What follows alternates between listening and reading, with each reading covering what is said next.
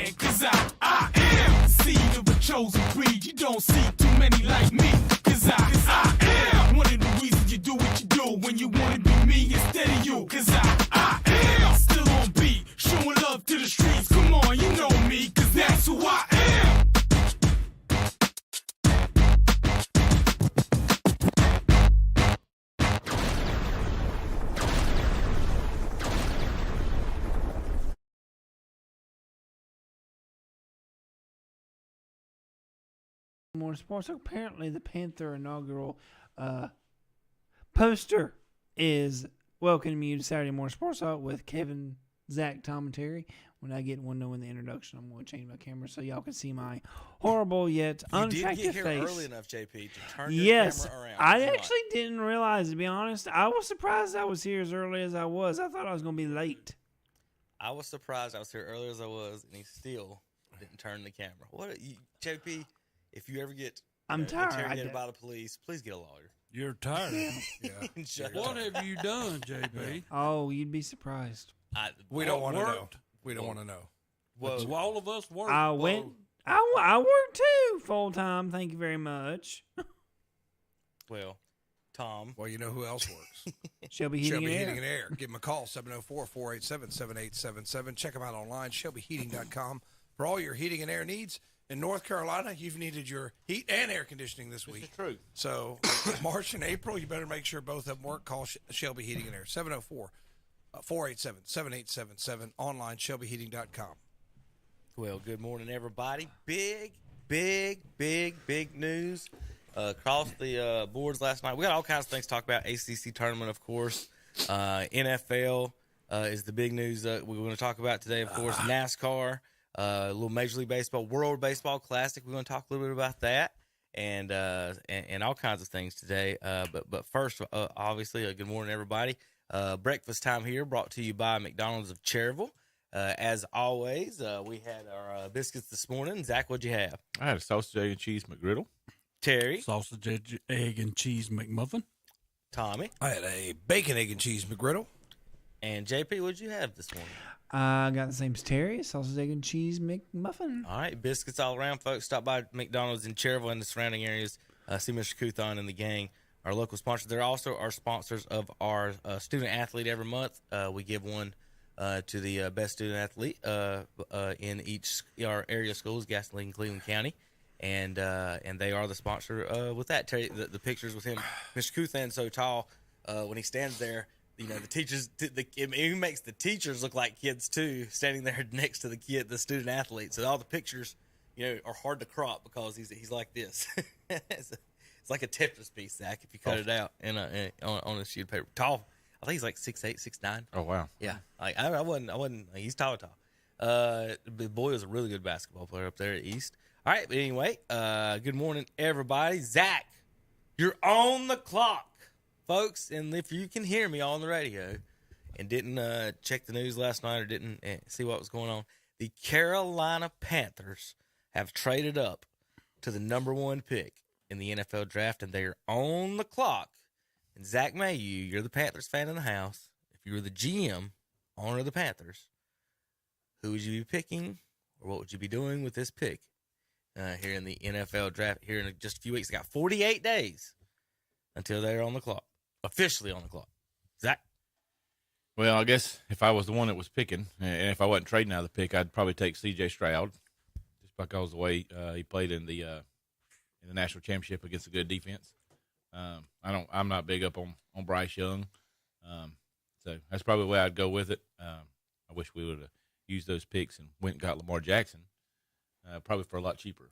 But it might be a reason why they didn't want to go after Lamar Jackson. Do you think maybe he's does something to that locker room? Maybe. It's possible. I mean, the guys in the NFL would know that, but it is a little strange that he hasn't found a new home yet, has he? No.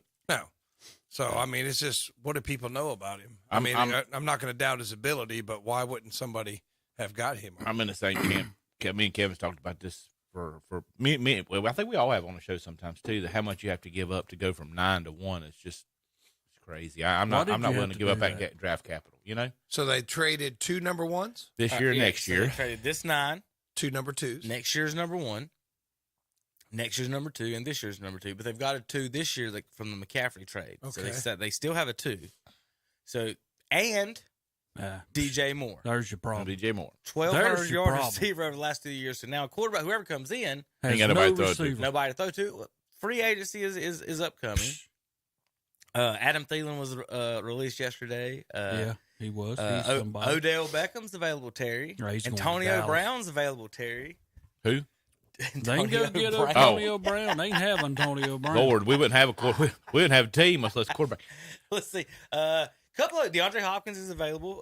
Maybe they got some eyes to do something like that. I don't know. T.O. says he's still available, Terry. I don't know if you knew that. He's ready to rock whenever somebody gives him the call. He tried to go to the 49ers last year, give him a call when they were low. Everybody's getting hurt and everything. But anyway, as far as the number 1 pick, a lot of let's break it down. What happened? So again, they traded the 9 pick. So Bears are back to 9. Then the Bears get next year's Panthers first. They loaded up. So, and then 2 second picks and DJ Moore. So now here's where Panther fans, that be excited. You think if you're going to trade up to number 1, who you want. You have a plan. Hey, we love this guy. It's Peyton Manning. We're going to get Troy Aikman. We're going to wind up getting Ryan Leaf. We're going to get John Elway. Right? If you're trading up to 1, you do it in a year where there's a no-miss candidate, where everyone thinks this is the number 1 overall quarterback. There's no argument about it. Instead, we even have arguments of who should be number 1. And then These are the get to these. So let me read you the quotes and notes from around the league on what the Panthers are going to do with this first pick, Zach. So now they may not have even let's see, let me put this. They made the trade. Adam Schefter said they made the trade, but they still don't know who they're going to pick.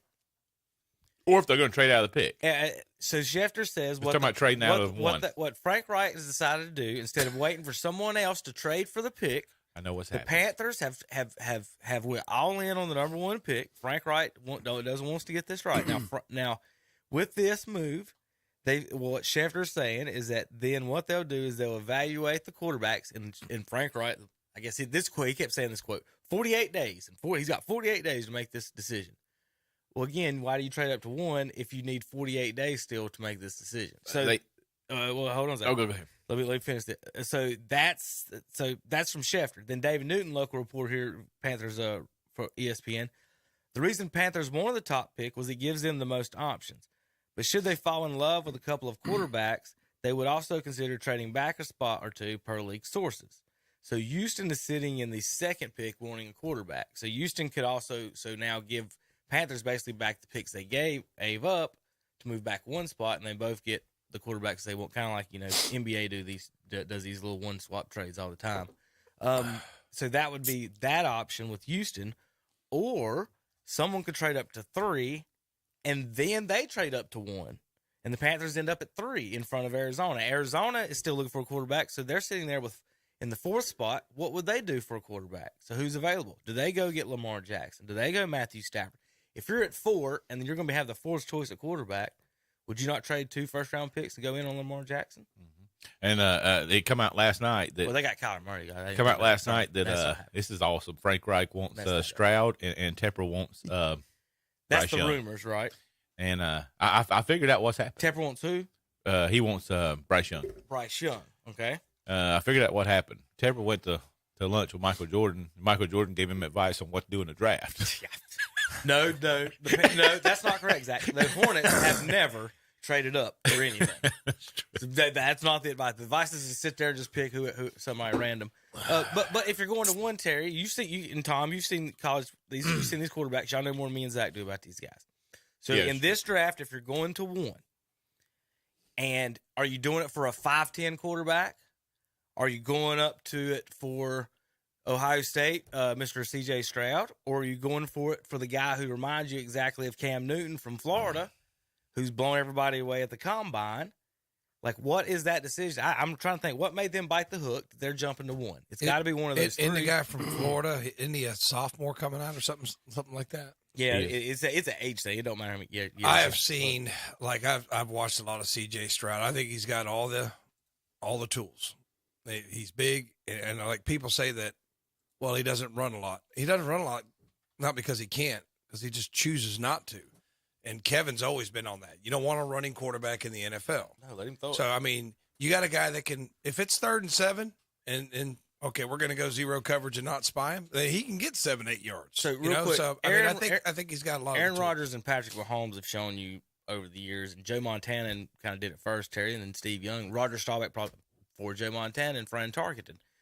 You don't have to be able to run 60 yards. You need to be able to escape the pocket and move around in the pocket, or buy that extra second or two, and then find the open receiver. Or get 7 yards on third and 7. You know what I mean? Right. You get nothing 6, spectacular. 7, 8 yards. Yeah, nothing Troy spectacular. Aikman was an option quarterback, and became one of the most accurate quarterbacks ever. Right. So he's got a big arm. He's extremely accurate. I mean, if you've seen some of the throws he's made at Ohio State, I mean, I understand why a lot of people would want him.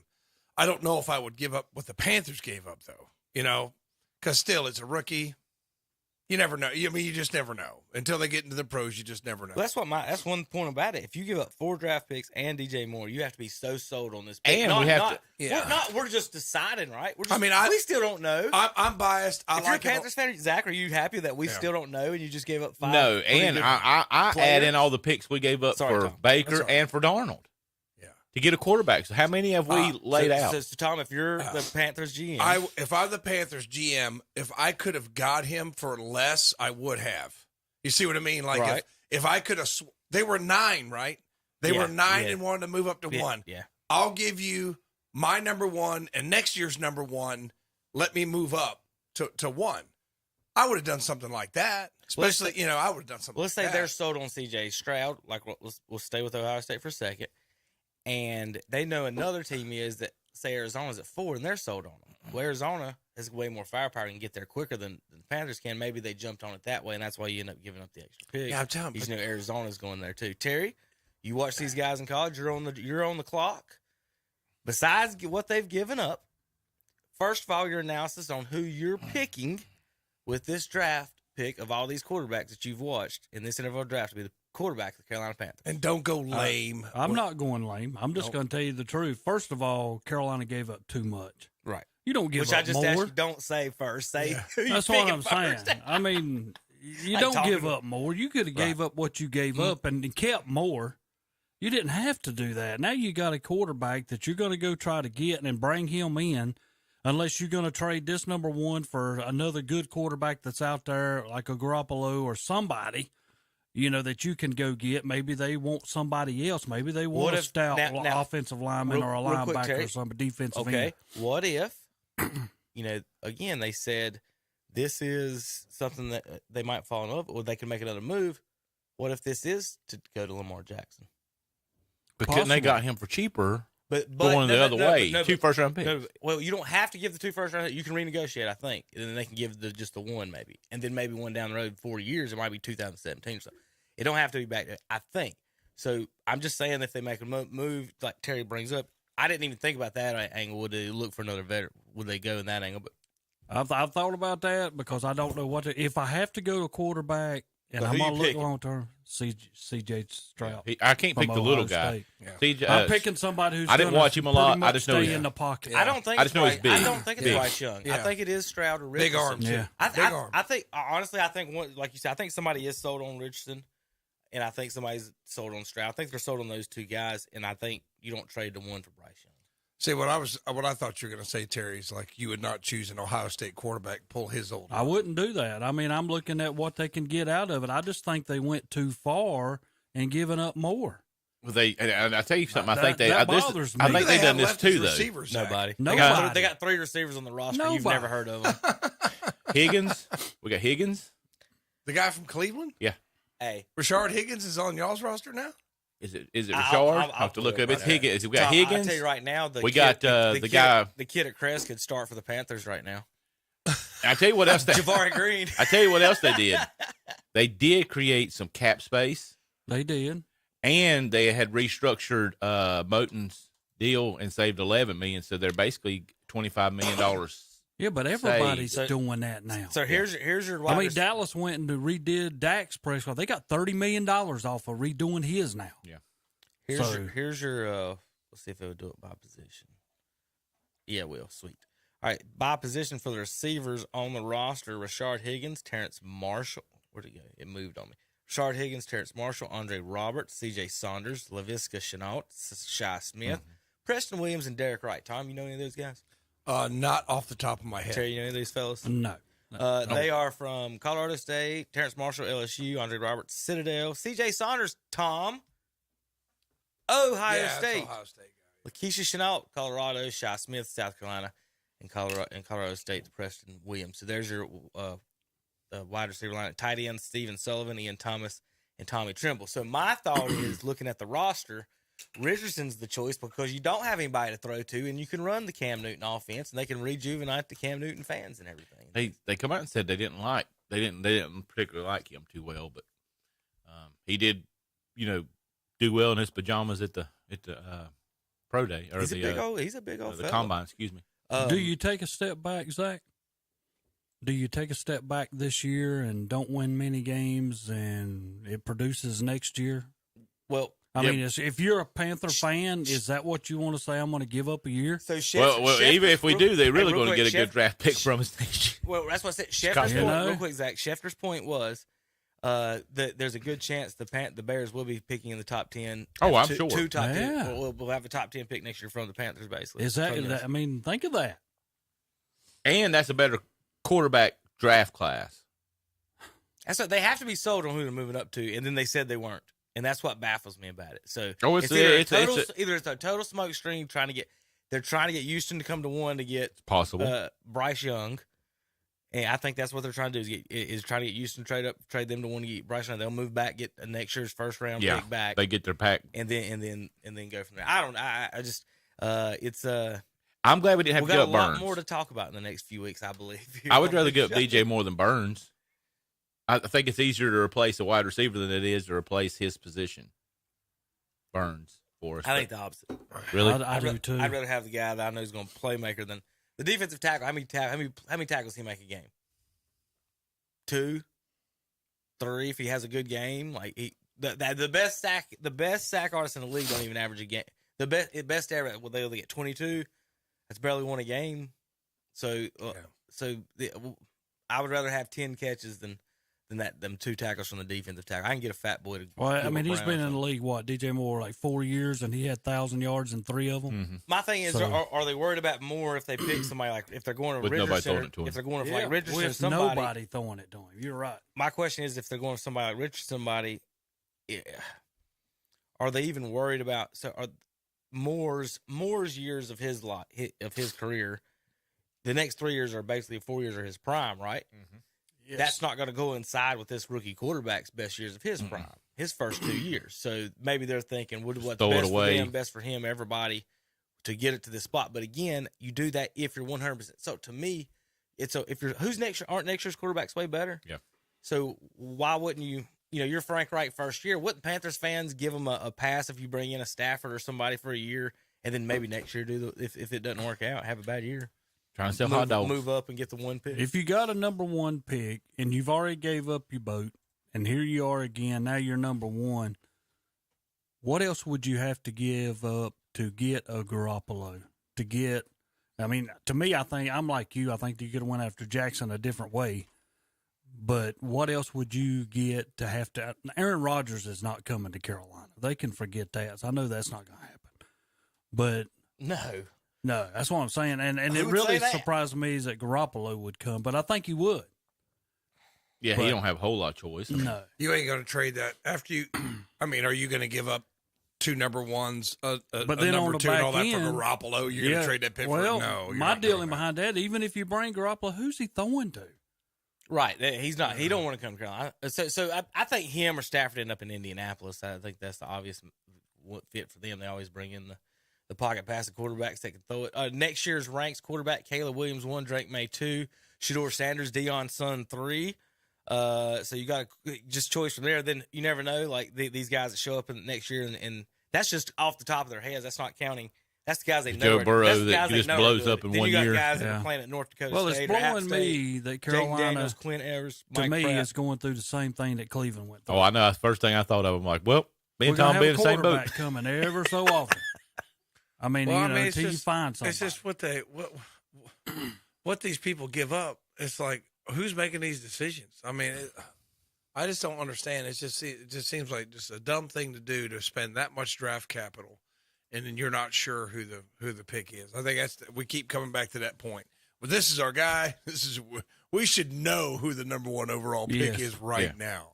Yep. If you did all that, so I mean, I don't know. I mean, hopefully it works out for you, Zach. I mean, it's good for KTC if the Panthers are good, but I don't know. He'll sell a bunch of shirts, but that's probably about it. Yeah. Well, shirts and hot dogs. There you go. Yeah. Well, of course, with that said, Terry, somebody said they were talking the other day. Should the Cowboys offer Green Bay Dak for Aaron Rodgers straight up? Would Jerry be involved in that? No, he wouldn't do that. What do you mean what, Tom? That's Cowboys rumors on the internet.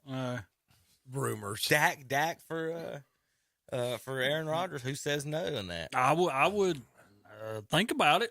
That's what I'm asking you. But my whole deal behind it, though, what would make you tied to? What would make you tied to Dak Prescott? What brings Beckham? He's still saying he's wanting to go to Dallas. Beckham had a private workout. Yeah, he still says he wants to go. He would would have came last year, but he couldn't pass the physical. Yeah, that's why Beckham did not get on the field last year. He could. Beckham would probably come to Dallas. Guess who was at their? Guess who was at their private workout? The Cleveland Browns. Yeah, whose private workout? Beckham's. Yeah, in Arizona, he had a private workout and invited teams. Might as well call Antonio Brown and all of them. Yeah, Just bring them all. And John Morant, too. But Beckham can't just keep reaching. He's got to play this year. He did not play last year. He's got to play. So this draft board right here has Panthers going Bryce Young at number 1, Zach, and C.J. Stroud 2 to Houston. Arizona 3, Jalen Carter from Georgia. Will Levis from Kentucky to Indianapolis at 4. That's what the guy I like because of his size. Levis character. Seattle, defensive end from Alabama. Detroit, defensive end, Texas Tech. Raiders, quarterback Anthony Richardson. And then Bears at 9. For you folks wondering what the Bears might do, says running back Bijan Robinson of Texas. Does a rebuilding team go with a running back that high? That's normally a team that's really good and trying to go over the next get edge. you a running back. Wasn't the Bears' defense horrible last year? Seemed like their defense wasn't very good. Dallas put a bunch of points on them. Seems like I remember, Terry. What's that? Why Dallas put a bunch of points on. Why a lot wouldn't of they? Yeah, I know they let draft? the team and score. Did they lead the NFL in scoring? If I'm rebuilding, I'm doing offensive line and defensive backs. You know? I don't see them taking a running back at 9 after they trade out of 1. Not a running back. No. No, it's probably a wide receiver, wouldn't it? Best wide receiver in the draft. Yeah, maybe. And they could match him up with more. If you get a sold tight. on, that's what I'm saying. You won't pick a Gosh, tight if you end that got the late in the best wide season. receiver in the draft with more, Yeah. and you get him somebody and more. else. Yeah. So, And they was like I said, Let me find Kevin a mentioned it different one that's earlier. not They stupid. was some Hopkins. There was some receivers let go yesterday. There's some good ones out there. Panthers jump tech. Let's see what it says now. Sporting News had C.J. Stroud for the Panthers, Zach, and the the Bears going with offensive tackle. Sounds more feasible. From Northwestern to help get I always protect think and you're block okay for if Justin you go Fields. offensive lineman. If you get one from Northwestern, you get one from Wisconsin. I mean Nebraska. I'm serious. Those are Now, good places to find offensive There's linemen. a tight end up at 15, Michael Meyer, Notre Dame. Yeah, that's another thing I think Panthers need to do if they get a quarterback is get them a good tight end. Well, Terry, I want to look up real quick. Cowboys did make some decisions this week. You guys have went all in on your running back crew, Tony Pollard and Ezekiel Elliott. How you feel about all that money buried into the running back position? I'm okay with that. I mean, we redid Dak's contract, and that freed up $30 million. So I mean, we're still open for people to come to Dallas. That's the main thing, and we're looking at wide receivers or somebody on the offensive side that can help us. Our defense, I think, is still going to be stout this coming year. So Zeke's getting 16 and Pollard's getting 10 on the franchise tag. So $26 million into the running back. It's a lot position. to spend on running backs. it is, but we need both of them. I'm not going to. You need complain. a good number 2. Well, how much is Cleveland spending on there too, Tom? I don't know. The rumor mill pulling has, it up. the Hunt won't be back. I believe he's a free agent, so I don't think he's coming back. I don't know He what didn't they're want to gonna be there last year. Chubb's getting 14. No. I can't remember how many that he got that he did get last year. do. I mean, if the quarterback don't pan out for them, it's all a waste anyway. I mean, I don't know. I mean, when you go all in on a quarterback, you better be right. Yeah. All right, JP, let's take a break. When we come back, we talk March Madness and NCAA tournament time here on KDC Broadcast. They are there when you need them. We're talking about Shelby Heating and Air, where their customers come first. No matter the weather or the temperature, they'll be there to make sure you're comfortable. Ask about their safety furnace checkup for $99. Plus, ask about their up to $750 in rebates on select products. That's Shelby Heating and Air. Call 704-487-7877. Online at shelbyheating.com. See their page at whatsupshopper.com and like them on Facebook too. They are there when you need them. Join us for our live Sunday morning church services at 9:30 a.m. on WCSL. It's a live church service from Anthony Grove Baptist Church in Krause. And at 11 a.m. on WCSL, it's a live church service from First Baptist Church in Cherryville. And at 11 a.m. on WHS, it's a live church service of the Calvary Baptist Church in Shelby. Now open the all-new Scooters Coffee in Cherryville, opening in their brand new store on Highway 150 East in Cherryville, right in front of Walmart. You'll find all your espresso favorites, including their signature drink, the Chamomile-licious, along with brewed coffee, tea, hot chocolate, and even lemonade, plus espresso blends and smoothies, and breakfast food and sweet treats too. The new Scooters Coffee on Highway 150 East in Cherryville, right in front of Walmart. Open 5:30 a.m. till 9 p.m., 7 days a week. Yeah. What's up, Doc?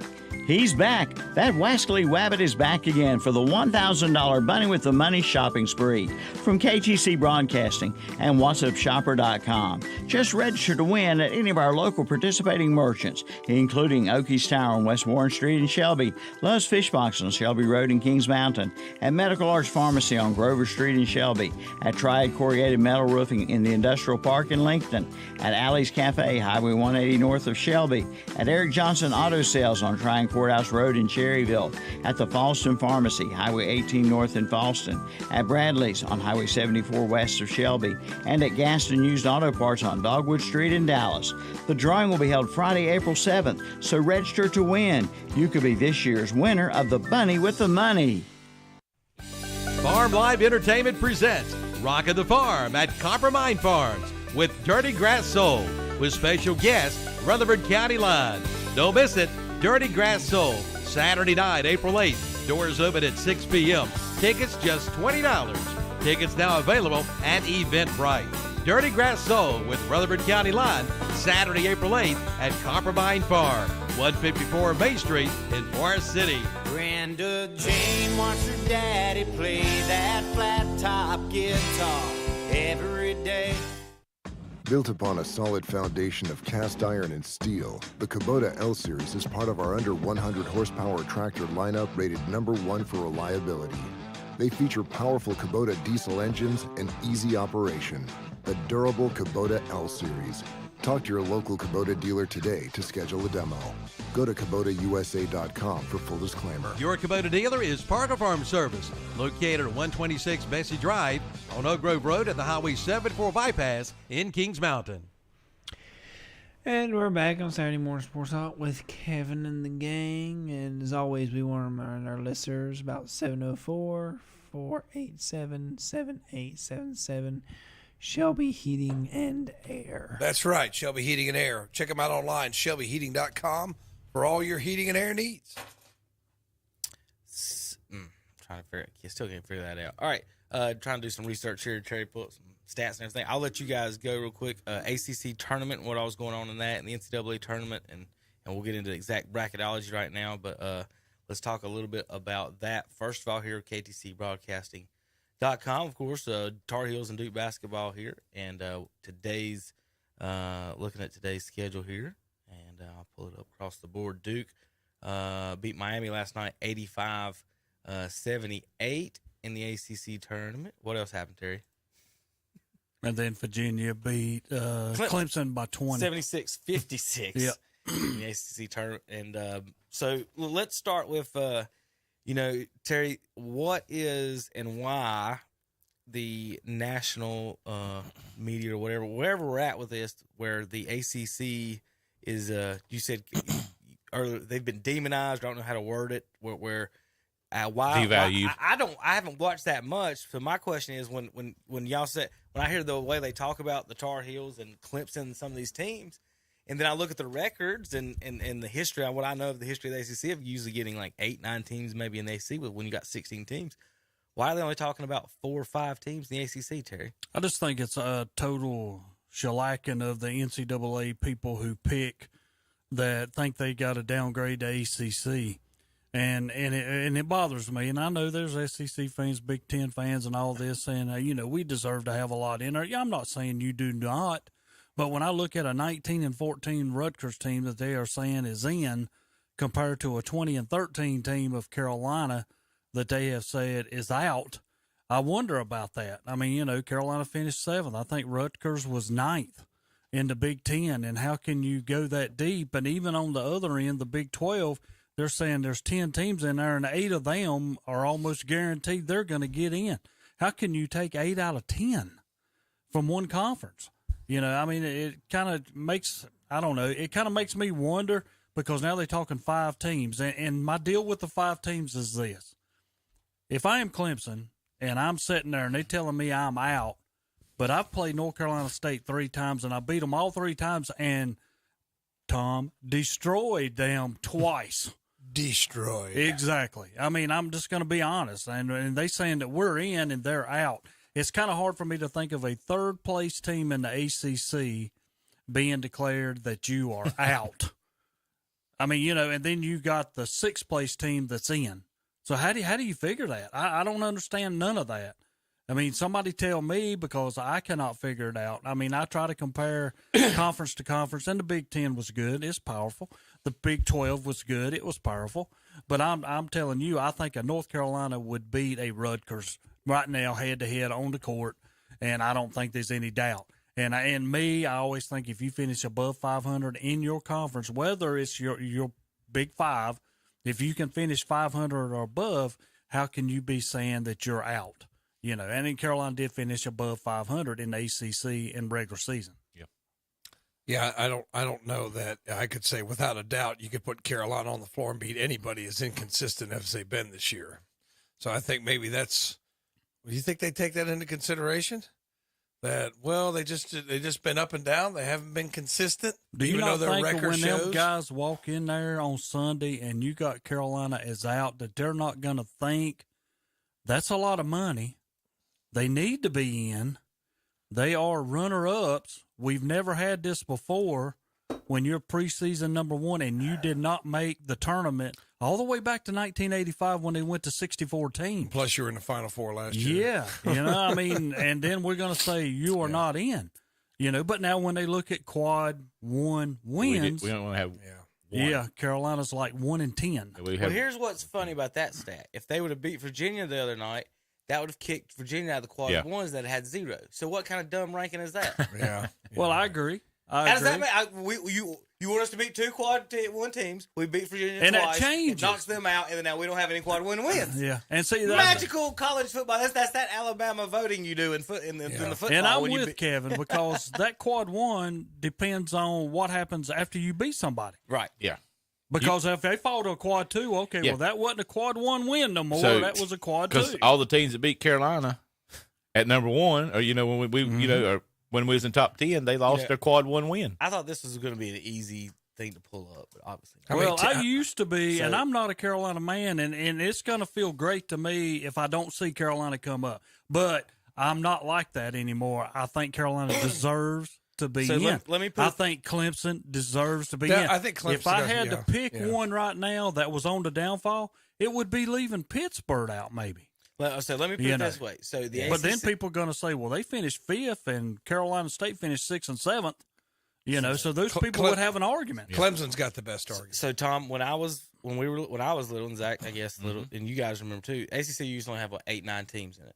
Yep. Okay. Most of the time. So this stat, I can't find the year-by-year breakdown. I'm doing my best over here, but I want to say 93. They added Florida State, went to 9. Something I think that's what it was. So this stat goes back to 1985. So in 1980, from 1985 until now, the ACC has had 318 bids. Okay, you got what I'm saying? Mm-hmm. Total divided by 38 years. Okay, right? About 8.5. Or 35 years, 38 years. Yeah, 38 years. It is 8.36 teams on average. And remember, for half that time, there was not 16 teams in the league. So just with that average alone, that's how many teams on average the ACC gets. So we're talking about not letting the 6th and 7th team in, and throughout history, with less than 16 teams, they're getting average of 8. I still think you got to go 7. Mm-hmm. And if you go 7, I think that's equal to any other conference that's in here. And then people are going to say, well, who are you leaving out? So is Clemson, is Clemson the only top 6 team in the ACC that's not in? Yes. Yeah, Clemson. They're third. And they're third in the ACC. Yeah, they finished third. They're third in the ACC. They're 14-6, 23-10. 23-10. They got the same record states. They got 23-10. How are they not in? That's what Terry. That's what we're talking about. That's what I'm talking about. That's what I've been saying. If I'm a Clemson fan, I'm going state should never get in if we're not in. I mean, really. That's true. They beat us by 30 and 20 something. I mean, they dogged us twice out of the 3 times they played. Now, who's still in the ACC? Now, Duke's still alive. Duke versus Virginia today. Virginia today, and then that's it. But It's remember, the that's not a championship. quad wood win for I'm Duke, right so about it don't that. Hey, count today's the anything, right, championship, Terry? right? Yes, it is. I thought it was. They're Yeah, getting This is done it. a day early. yeah, they Okay. done it. Terry, Yeah, they that's backed not it a- up. That's not Okay. a whatever quad wood win for Duke. Yeah, then it is tonight if they beat Virginia. Because it would have been for Carolina. Or did Virginia get bump into it from the win last night? Possible. Maybe. How does that make it? Again, Yeah, that's what I'm saying. That changes every day. But if Kinda it's like me, I'm taking Miami, Virginia, Clemson, Duke. Then, you got to think of there because that. And now think about this. See where Pittsburgh's at. Pittsburgh's number 5. They went into the last day in first place. Last day. They fell from number 1 to number 5 on the last day because they lost by 2 points at Miami. and then they fell to number 5. Now they've got beat again, so now people are saying, "Oh, they're on a downfall. They're number 5. They're falling off." They basically stayed level. They really did. So you can go 8 deep, and that would be equal to what they've always had, close. I just think it's hard to say a Carolina team above 500 in the ACC and a Clemson team at number 3 are out. Yeah, they got beat by Virginia in the tournament. That's right. Tar Heels. 'Cause I just brought it up. It was Clemson and Virginia. Oh, yeah, Clemson got beat by 20. By 20. Yeah, 76, Clemson got beat by 56. Virginia. Something like pull that. it up here. Yeah. Because they beat State by 16, not 30. Okay, but they destroyed us twice. destroyed them, Tom. They destroyed us. yeah, Last but he 4 said in. Look at 30. this. The bubble. We fell all the way to the last 4 in. Yeah. And we're on the. They got Clemson out. They didn't update the score here on the official bracket. We're playing on the first day, on Tuesday. On the official bracket, they don't have it updated yet. And they got Pittsburgh leading the ACC into the last game of the year is last 4 in. The last game of the year. Last game of the year. So what type of fuzzy math are they using to Same one they send home my son all the time that I can't do. to come up with these ratings or whatever they are? No, it doesn't. I can't believe I'm saying I agree with Terry, but he's absolutely right on this. There's no way you could leave Clemson and Carolina out based on how they did in their conference. And I'm not picking on State, but how many years in the tournament did we see State come in with not a really great record as the 10 seed? It happened a lot, back in the past. Mm-hmm.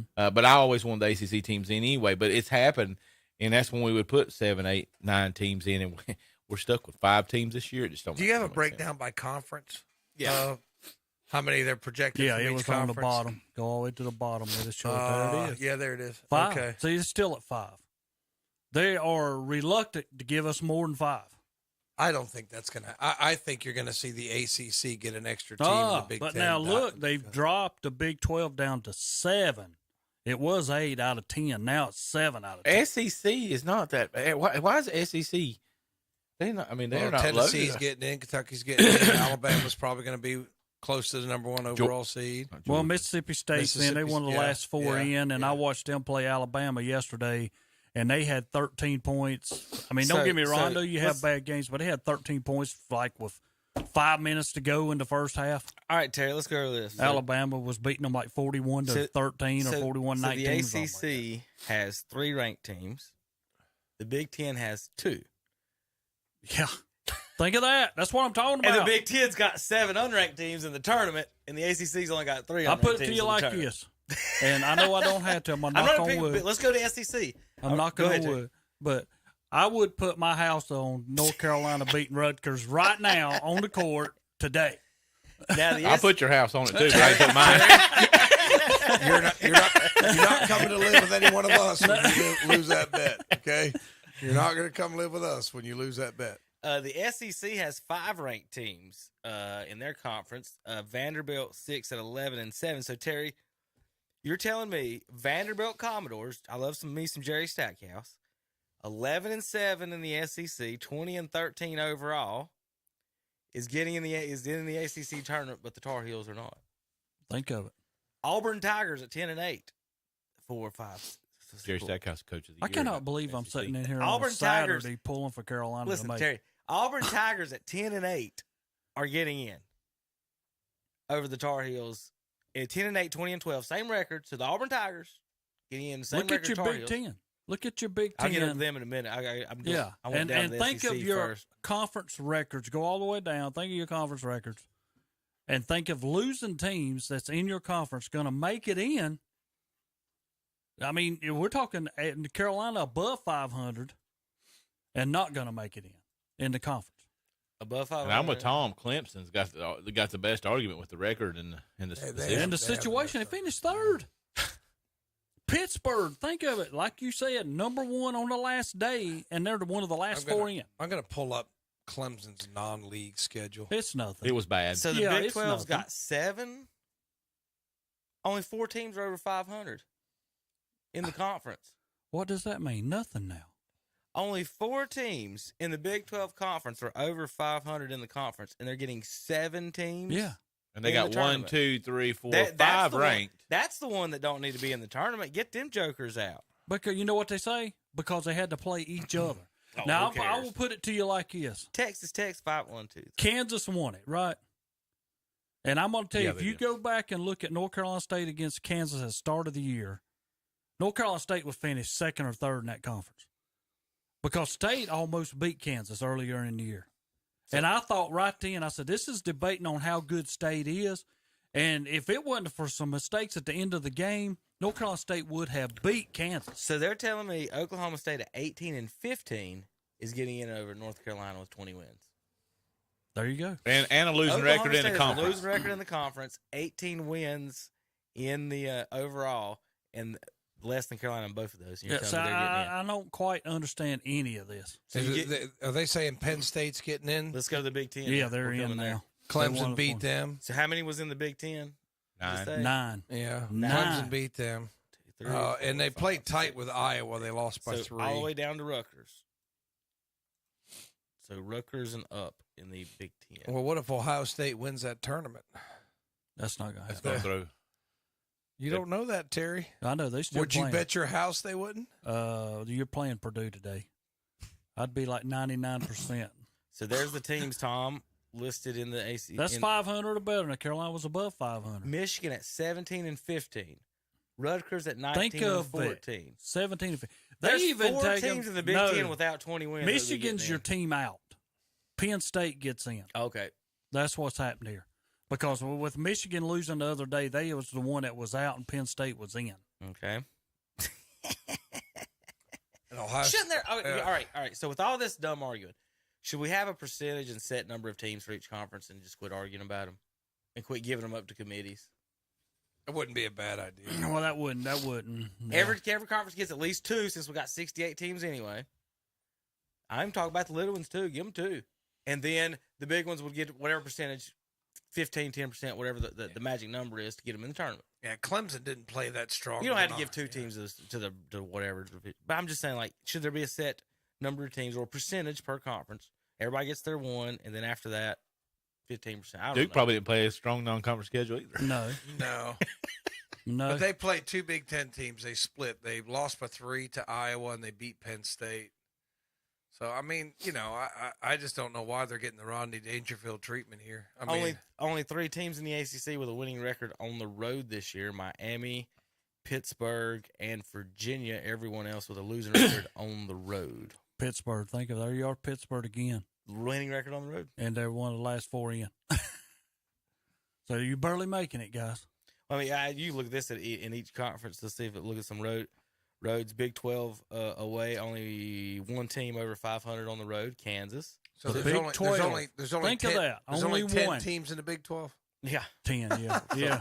They can't even count their teams. Now, remember all these conference names and how and this is Tom. When the other countries look at us and they say, "This is your highest standard of academia in your country," y'all can't even count the number of teams in your conferences. So Big East has 1, But 2, you can't count 3. on the Big Ten, though. Big East has 3 teams over 500 away. So guys, this is a trick into looking. I'll give you a key and picking your brackets. Look at the teams away records. Big Sky's got a lot of good. 10-5. Montana State Bobcats on the road. Terry, you better watch out for them. Look at your neutral sites, though.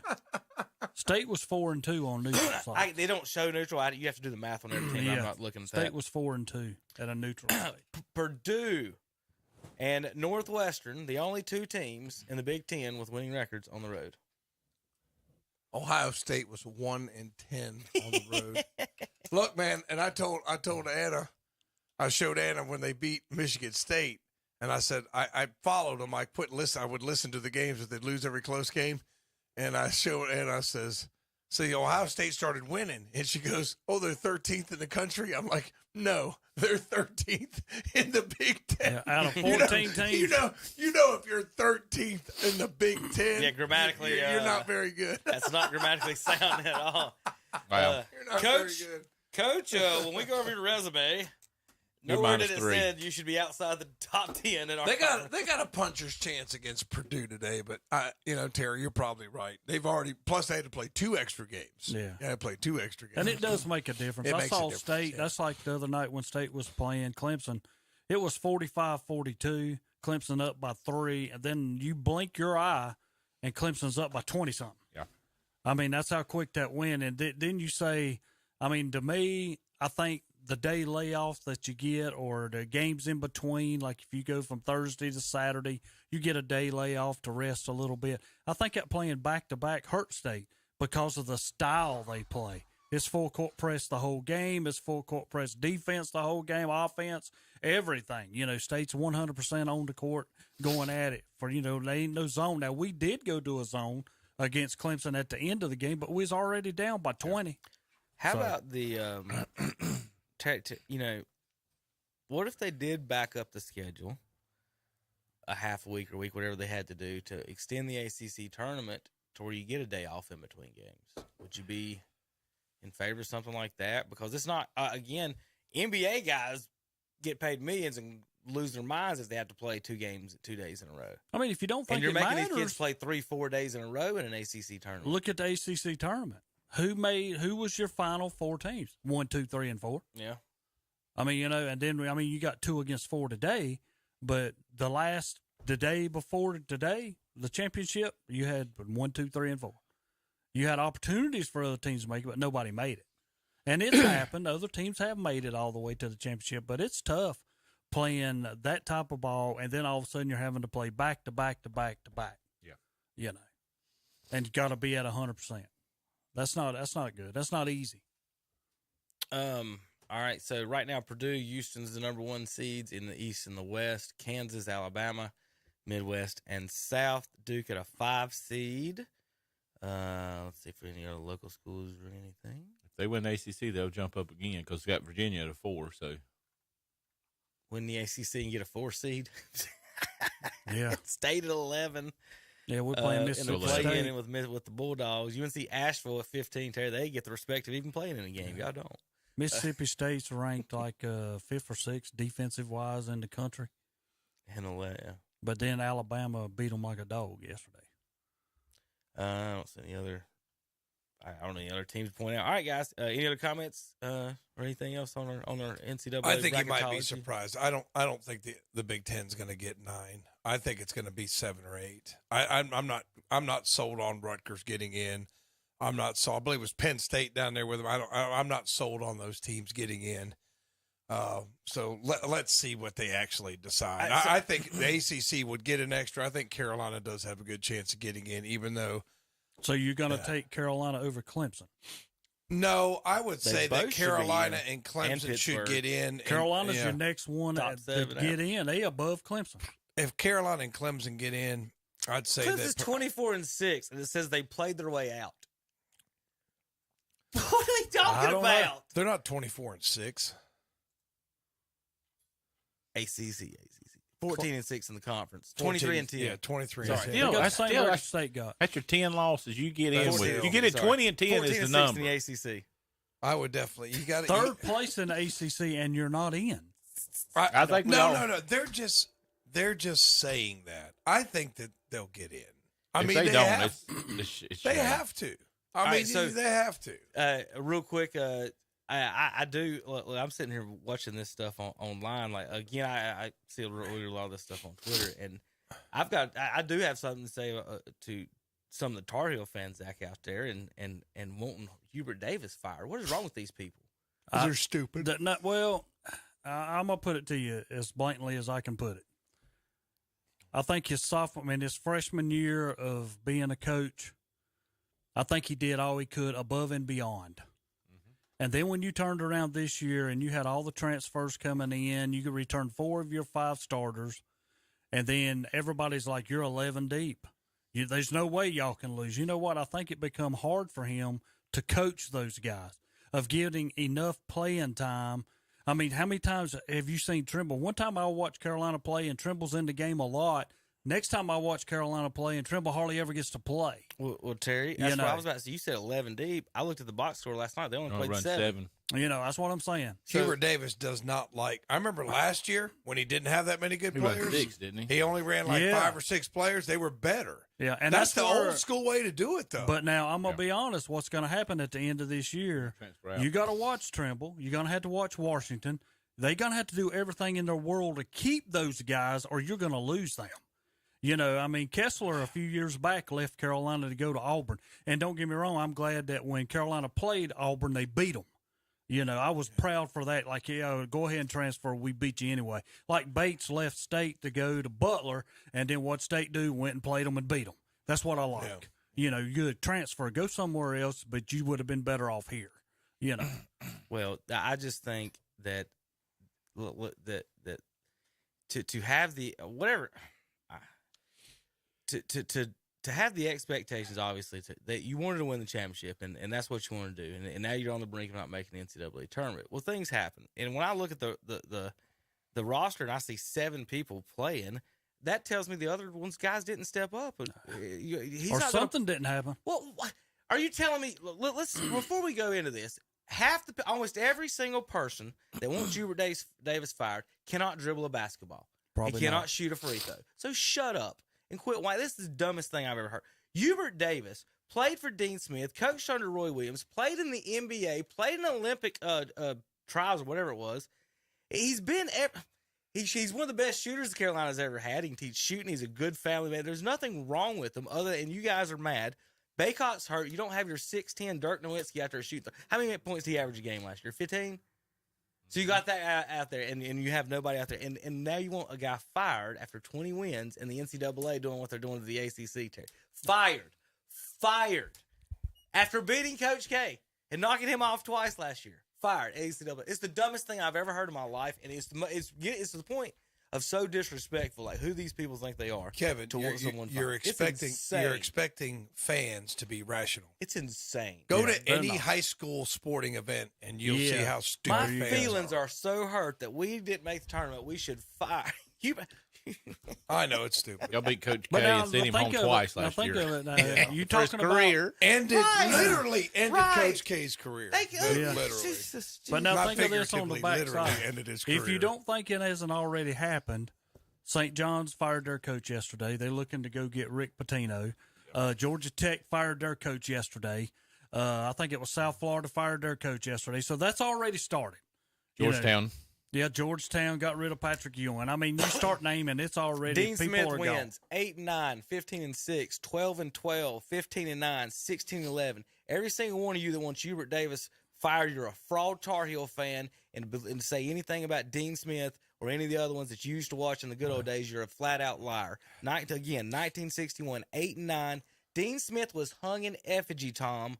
The kids, and they went out to one of the frats and everything. They hung him all down Frat Road. Dean Smith effigies all the way down. It's in his book. It's one of the things you read, and Jordan talked about it one time about how that fueled some of the players and stuff, and I always wanted to do good for Coach Smith. He's the first. It's just insane. And then guess what happened in year 6, Terry? 26-6. NCAA tournament, 1967. Tar Heels. Who's on the team? For you folks want to know that one. Larry Miller, of course, All-American, 21 points. Bob Lewis, 18. Rusty Clark. And those guys came out 26-6. And none of y'all know that guy. And then you want Hubert Davis fired.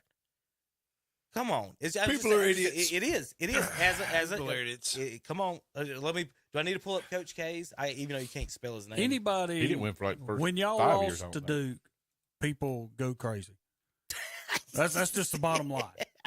Duke and Carolina are your rival, and they have been. And people say, "Well, it's stepped back." Well, it's stepped back, but Carolina fans still do not want to lose to Duke. I don't care who the coach is. Coach K at Army, 11-14 his first year. 20-8, 19-9, 14-11. His last year, Army went 9-17, and Duke hired him. 9-17 and got hired by Duke. Tom, how does that happen? Coach K. Back then, Duke wasn't Duke yet. He went 17-13 at first year in Duke. 10-17, 11-17. So after 3 years at Duke, Terry, Coach K is 38-47. After going 9-17 at Army. How insane would it be today? He would have got fired 2 years ago. Oh, yeah. That's how Coach K and Dean Smith would have never existed if you people existed in 1965 and 1977. I mean, think of it. Back then, that's why he come out with Coach K. People didn't know how to spell it.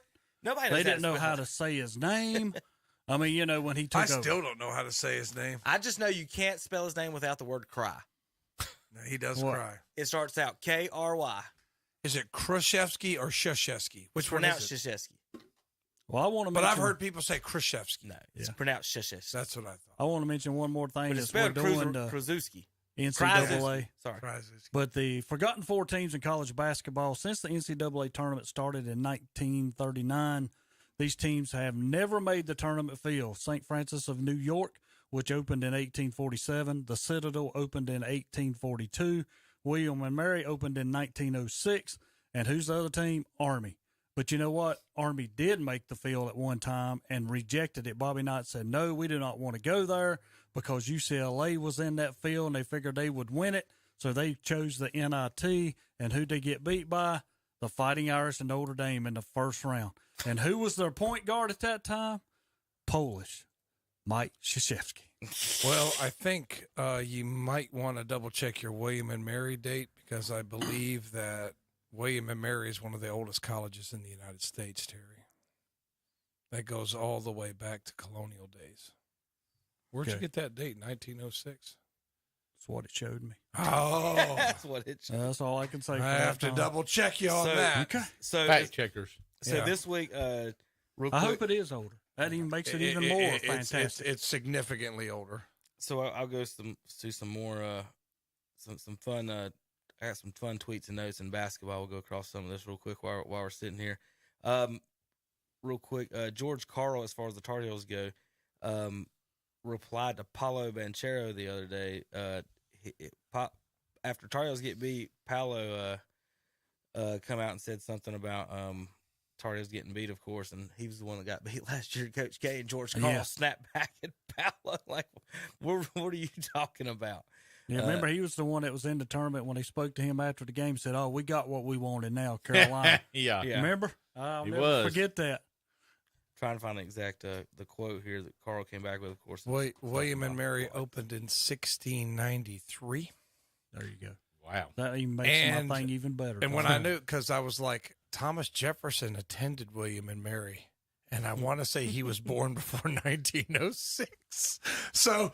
Well, I mean, you're a history major. Yeah, so you got it. It's like I said, when you said that, Terry, I'm gonna politely redirect that. I do not. It was much older. I like it. It was actually established during colonial days. It was like the second oldest university in America. We know what the oldest one is, Harvard. You know, and then William and Mary. But the bottom line is they've never. The bottom line is you only missed it by a couple of centuries. The bottom line is they suck at basketball. That's right. That's right. Hey, Thomas Jefferson was like 6'3", so I mean, you know, they could have used him. You know, they probably could have. They could have used him. I'm pulling up some things here in a minute, real quick. But yeah, Carl, what do you think about the Duke players talking junk at the one that just got beat, Terry, about it knocked out Coach K's career? Talking about it. That's what I'm saying. The insanity of these. That's what I'm saying. Duke and Carolina hate each other. Knock them out, and they think it's more valuable that the Tar Heels lost to them, didn't make the tournament, than beat them. Well, one thing that I like, and that people talk about it, even Coach Keats tried to make some kind of rivalry. Last time that State played Carolina, he come out after the game and said, hey, beating Carolina, I mean, that's just another step on our block. They're no different than any other team we play. You know, and he hit it the right way for some people, but for Carolina fans, some of them took it wrong.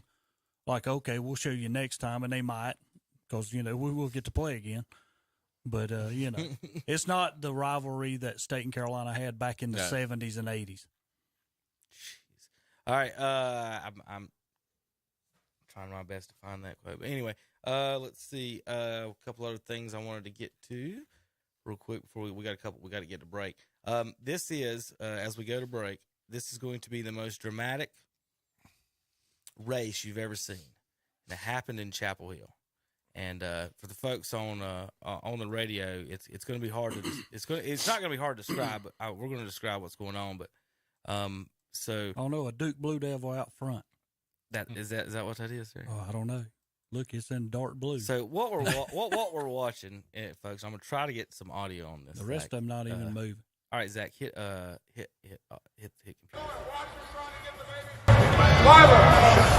Uh-oh, don't stop. Keep going.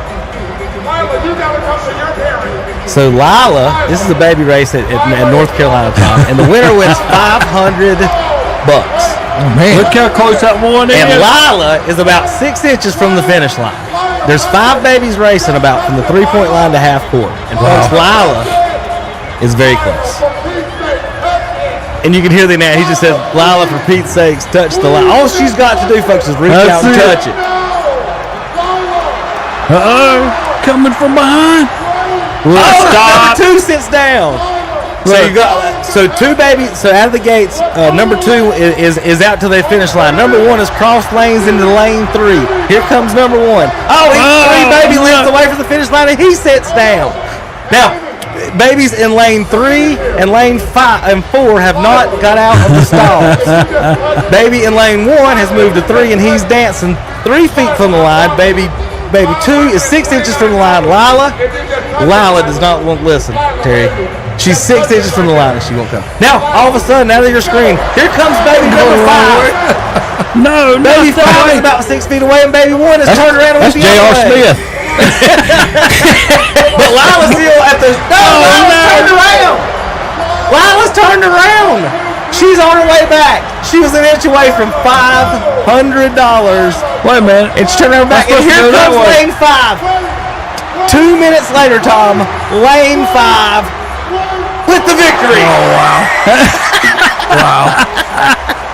You've been listening to Baby Racing on KTC Broadcasting. We'll be right back for the next break. That's crazy.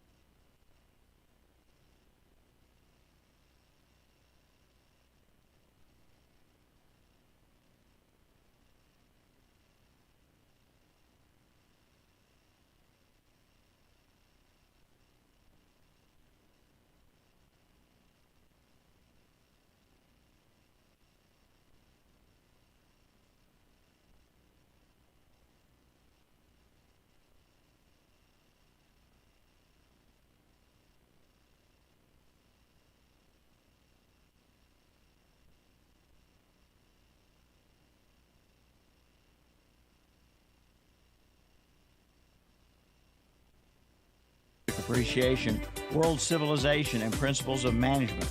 He's a member of the PEP Club, Interact Club, Bible Club, FCA, Homecoming Escort, Junior Marshal, and National Honor Society.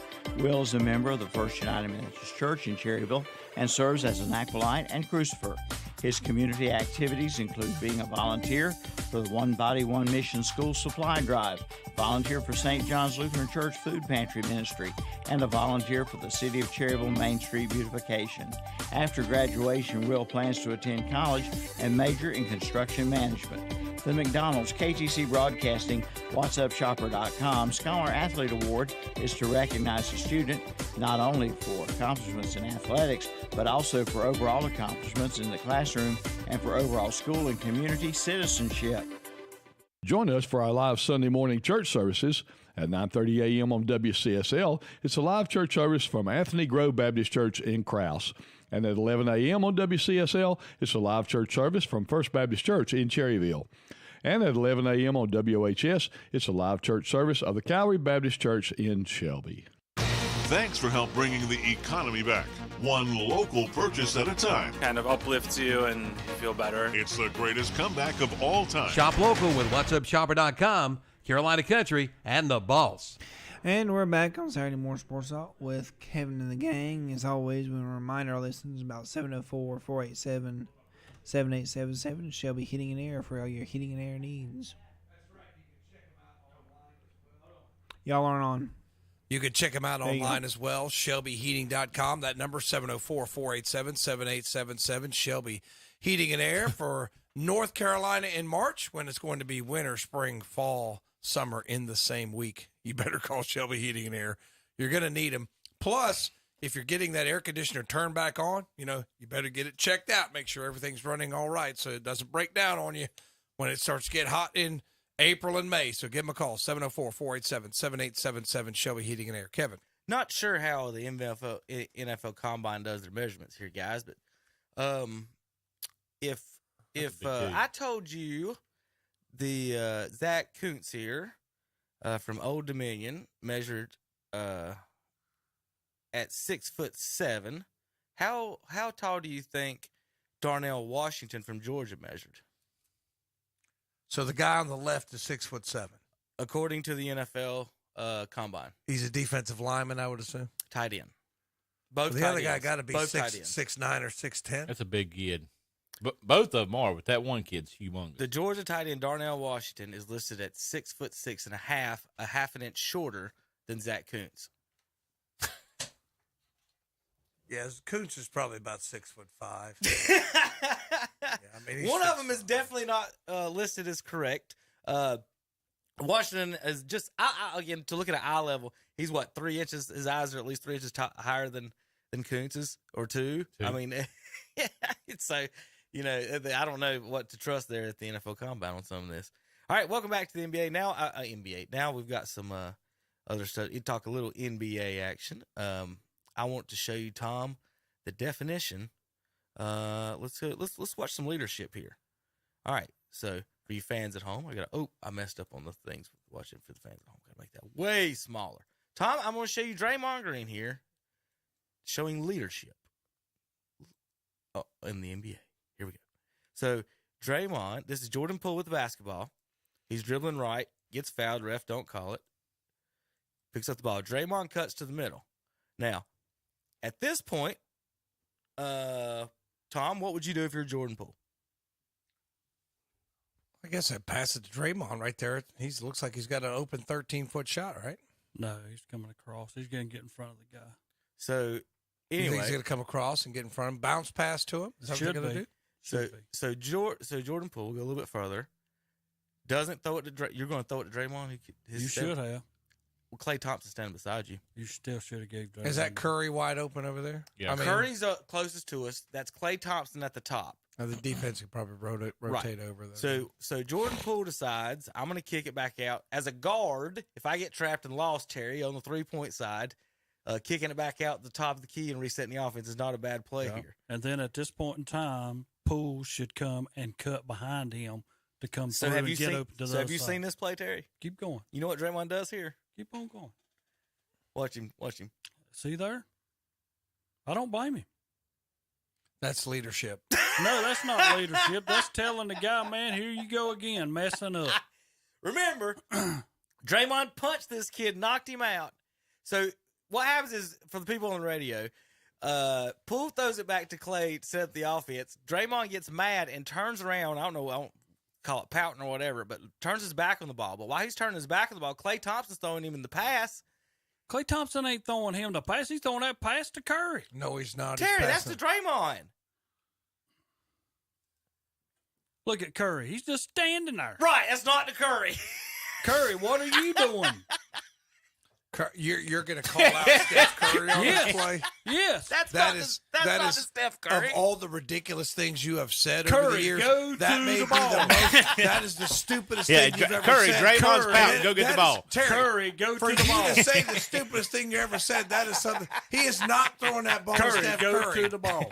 You are out of your mind. No, that's where you talk You are about out of it's your all mind. wrong. Thompson just went a no-look to No, Draymond. that's what happens with Golden State anyway, because whatever Draymond's doing, everybody thinks it goes through him. This is what I like, Kevin. And it Throw me should. the ball. Throw me the ball. Kerr should have pulled him. And then when he didn't get it, he turned around Set and him on fouled it. bench. And then I don't know what Terry's talking. Terry, oh my God, we can't agree on that. Well, Curry don't even move. Klay Thompson wasn't throwing him the ball. Klay Thompson Curry's just surprised as I was. But now what happened? Terry's going to Bobby Knight chair on the Wait, floor wait, and wait, fuss wait. at Curry. Where's the leader at? Wait a minute. After the turnover, did the leader get back on defense? Right here is when he should have hit him. You don't do what you're doing. So he's like, Poole, you still don't know our offense. He might have hit him when they went Terry, in the locker if you're room. the coach and one of your players did that, would you say, yeah, you were right. Thanks for taking yourself out of the play and giving No, them what a would layup. I would have done is I'd have janked Poole and set him over on the bench. So right and here, said, buddy, this is what you should have And you would done. have left Draymond in the game. Yes. Tom, I played basketball. And Yes. and I'm going to show you something. So Mr. Discipline, Mr. Old School would have left a player in who did this. Yes. You're out of Because your Poole mind. should have hit him. So Tom, You're drunk or high on weed. playing guard over here on the outside like this. I'm not throwing to a guy who can't shoot or catch, cutting to the middle to a 7-footer in the middle of the lane right here. I'm going to stop, do what Jordan Poole just did, and kick it back out to a Hall of Fame shooter, Klay Thompson, reset the offense. Draymond pouts, turns his back on Klay, throws it right by his left shoulder, and Curry's like, what in the world are y'all doing? And then watch, how many people get back, Terry? Klay Thompson gets back. Steph Curry gets back. The other two guys get back. Where's the leader? Where's the leader? Tom, 4 guys are back. Don't even go there. What do you mean don't go there? 4 guys got back and 1 didn't. Curry's like Tom. in slow motion coming Tom, there. Mr. Old School, Terry. Tom, how many guys? Old School. Tom, how many guys are at the rim right now for Golden State? I don't even want to 4. hear that. Draymond ain't even to half court. Y'all He's still ain't- pouting on the other My end. God, Kevin, you've played basketball before, Right. and you don't even And know what's happening out Terry, there. you know that was an awful display of Look, everything. here's by the Draymond problem. Green. No, if you go right here, leave it here. Right then, he should have gave it to him. He did not. I told and you he why he throws it. didn't. Okay, here's the problem. He throws it back out. Okay, what are you doing, Poole? You can't just go to the corner. Your guy's got you covered. That means you cut. You cut when you gave the ball back up to Thompson. So, But he's in the NBA. I can go over here and just sit over here because I'm getting paid millions of dollars. who you talking about, Poole? Yes. So you're mad at Poole for not cutting right Cut here, where he as shoulda opposed to cut. Draymond turning around and Klay Thompson No, throwing it by Poole his ear. should have already hit Green when he come to the middle, and he did not. I just explained that to you. Why would you throw it to somebody who can't shoot, cutting to the middle with a guy ready to guard him? Oh, Lordy. If you hit him, it frees up Curry on the backside. See, the guy's got his back turned to Curry. Wait a minute, Terry. Are you saying And this guy's going to Thompson double cut. Draymond instead of Poole staying on cut. Steph We can't- Curry? we Look, can't- Tom, he's not even looking at Draymond, and he just said he's going to cut. Yeah, Tom has just left the conversation I altogether. know why. We can't use the word hit I think Terry's right. with Jordan Poole and Draymond Green in the same. No, You know what I'd this is have all done? simple. Oh, look at You the know what play I'd again. have done? I I don't care if the contracts are guaranteed. If I was a GM, I would have cut him after the game. Oh, my Lord. You You're see, done. you don't even know basketball. Terry, you don't have any common sense. You're out here with your old school bull crap every day. No, I'm not. Your old school bull crap, sportsmanship. Show it again. Pull it back penalty up. laps, all Pull this it up. other bull crap you say. Pull it up. And now you're going to stick No, up for listen that. to me. Pull no, it back I'm not up. listening to your crap Because you anymore. don't know. I got no, one more. No, Draymond. I'm not listening to this So, anymore. Tom, I want to show you how Draymond gets No. his assist. Okay, this is him. This- What's this? That's indefensible. So, all right, Tom, this is how Draymond gets his assist. So Draymond's on the bottom, right? He'll get the ball. Thompson drops it off to him. He'll get the ball. He has no He dribbles shot. by one guy, two guys, dribbles all the way to Thompson. And then he sets the screen. Shoots it from half court. Yeah. That's what I'm talking about. What did he do? He set the screen. You come off your screen. You mean the moving screen? No, But at the moving screen, Terry, you can't he stick- never. He Terry, never moved. Terry, I can go on the other side and stand there. Terry, you can't set a butt screen. Yes, you can. And bump your butt out. All he done was went through and stopped. It's crazy. This man is crazy. Why do you love Draymond Green Why so do you much love? I'm that serious. you'll defend every single thing he does? Terry, you defended him. Terry, beating up you're Jordan such an Poole. old school. No, because old you don't know school, basketball. Run your penalty laps. Come You to don't know practice. basketball, the Tom. team. You have been here so many times. This team before self crap. It is. If you're going to tell me that's team before self. No. You're going to tell me that's team before self. You You're bring full back of up crap. that old school. You stand for nothing. The You ball stand goes for to nothing. green. The ball Nothing. goes to green. Poole cuts. He gives it back to Draymond him. looked like the baby going back And the other that way. means your Terry, 7-footer Get the ball in has the to ball. stop Poole. I'm not Dribbles going out to the top of the key. deny that And then he ball, gives it back to Green to lay it in. I'm not going to deny that ball might have should have went to Draymond, but you don't pout in the middle of a game. Next time out, the No, he halftime was coming up. It was 58 seconds before halftime. No, he's you not. talk about he's that at telling halftime. a guy again, So, you again- don't understand the game. Okay, as far as understanding the game, I was playing a basketball game one time, and you know, this guy, let's say the center, the same as Draymond, couldn't shoot, whatever. We're at halftime, tight game, and he says you know, we're just talking, everybody's talking to her, fuss, or whatever you want to call it, and he said, you need to get the ball inside. We need to get the ball inside. And he looked right at one of our shooters on the team, Terry, Dustin Day, and Dustin told Brandon, he said, if you want the ball, you can go get my rebound. And that's what Jordan Poole and Klay Thompson and Steph Curry would probably think of Draymond Green in that situation, Terry. If Draymond's cut to the basket, the only situation that's going to be good, what's he going to do if I give him the ball? He's not going to give it back to me. No, he will. If you gave I just Draymond showed the you ball, drop wall by three people. And handed it no, to Steph if Curry. you gave the ball to Draymond right then and Poole cuts, and I'm going to give it That's back awesome. to him because he's coming in on the backside, and then what happens? That 7-foot guy's got to move over to stop him. If he don't, Poole has a layup, or he gives it back to Green for a layup coming down the middle. It's simple basketball. Simple basketball. All And right. when he went back to Thompson, Poole was like, "What are you running?" Yeah, I don't blame you for being like that. Like, I haven't taught you yet. I'm going to have to hit you again. Tom. This is an act. I mean, this is No, an act. the play works, Tom. This is an The act. play works. God almighty. I've run that 1,000,000 times What in basketball. What are you teaching at West Lincoln Drama? called now? the Give You're and the Go, Drama Club. but You know. Terry- West Lincoln Drama Club right here. Terry Reinhardt. Oh, Terry Lord. Spear. Oh my God! You have no clue, Tom. Don't No tell me clue. what I don't. Have. Standings. We could probably All pull right. up clip after clip after this team before self crap that this man has said, and then he defends that. So no, I'm sorry. No. When I teach all my players, not one. I teach all. All right, in the Eastern Conference. Well, shame on Jordan Poole for not throwing the ball to the guy that was fellas, better when than the you guy don't that get led the ball when you think the you're supposed to Olympic get the team. ball, you just pout. Terry He Reinhardt is. will take out the He's other the player. senior. He's Just the remember this leader. for future arguments, Tom. He's the senior. He's the leader. He's the one who guides them. This is crazy.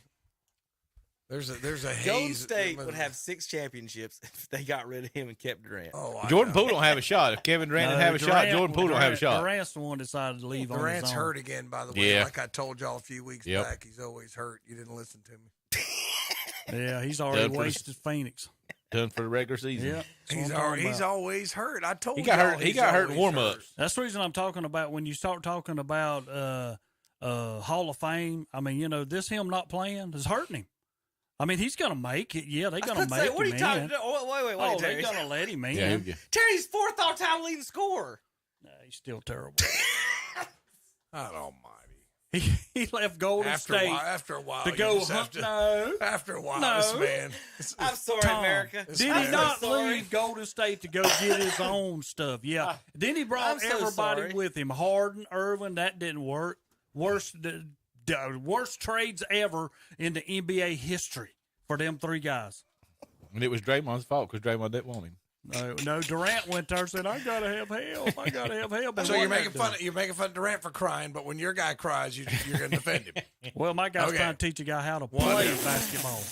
Whatever. Get out of here. It's simple basketball. Get out of here. All-time leading scorers: Michael Jordan, Wilt Chamberlain, Elgin Baylor, Kevin Durant 4th, LeBron James 5th, points per game. This hurts his chances for the Hall of Fame, Tom. It should. I mean, it's just stupid. Every time you turn around, he makes a trade to go to Phoenix, and then he's hurt. Come on. I mean, this man needs to have a Y'all proper. act like he broke something. He's just sprained it. He rolled his ankle. He's out of a week. What is He'll that? Be back next the week. bigger the lie, more people will believe it. That's I'm Terry's going to tell philosophy. you exactly what you got here. You got Durant at Phoenix that's not going to play for the rest of the year. You got Kyrie Irving at Dallas, which that team is totally done. Neither one of them can play together. And then you got Harden up at Philly, and that's never going to hurt them because if they play Boston anytime in the playoffs, they're done. So, I mean, none of them are going to come out with anything. All right, so in the East, Tom, Milwaukee's first, Boston's 2.5 back, Philadelphia, Cleveland, and we want fourth. second. New York and Brooklyn. Brooklyn's still hanging in there. Miguel Bridges playing on his mind off. We'd rather play Philly than Cleveland or Milwaukee. In the playing game right now, it'd be Miami and Atlanta for the 7th spot, Toronto and Washington in the outside play-in game. Hornets, one spot out of being eliminated. 7-3 in the last 10 games. Good job, guys. Losing our good draft pick. They had a chance at a number 1 overall pick, and that's not going to work out now, I guess. I don't know, 22, 1, 2, no, 3 teams. So the top 3 teams are guaranteed the same number of spots, the highest number of lottery balls. So you want to be in the bottom 3 record for that. If you basically you're guaranteed those spots, the worst you get is 4th, basically, if somebody comes out of the top 3. So if you are in the top 3, you're not moving even back further than that. So anyway, with Denver now, let's see, go back to Milwaukee, Boston, Philadelphia, Cleveland. Tom, on the road, I'm looking at this 14-20. That's not good. Is that your Achilles heel there? Road and home. The thing is, I home. just think like they split with Miami.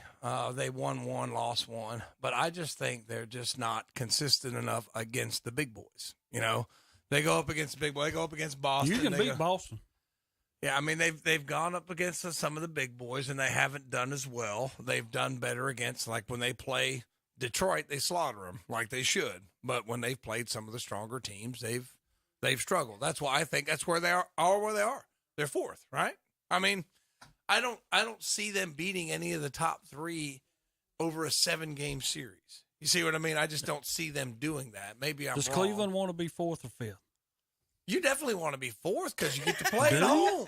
Do you? Why would you rather be 5th than Terry, 4th, Terry, their home record is 28-7. Terry.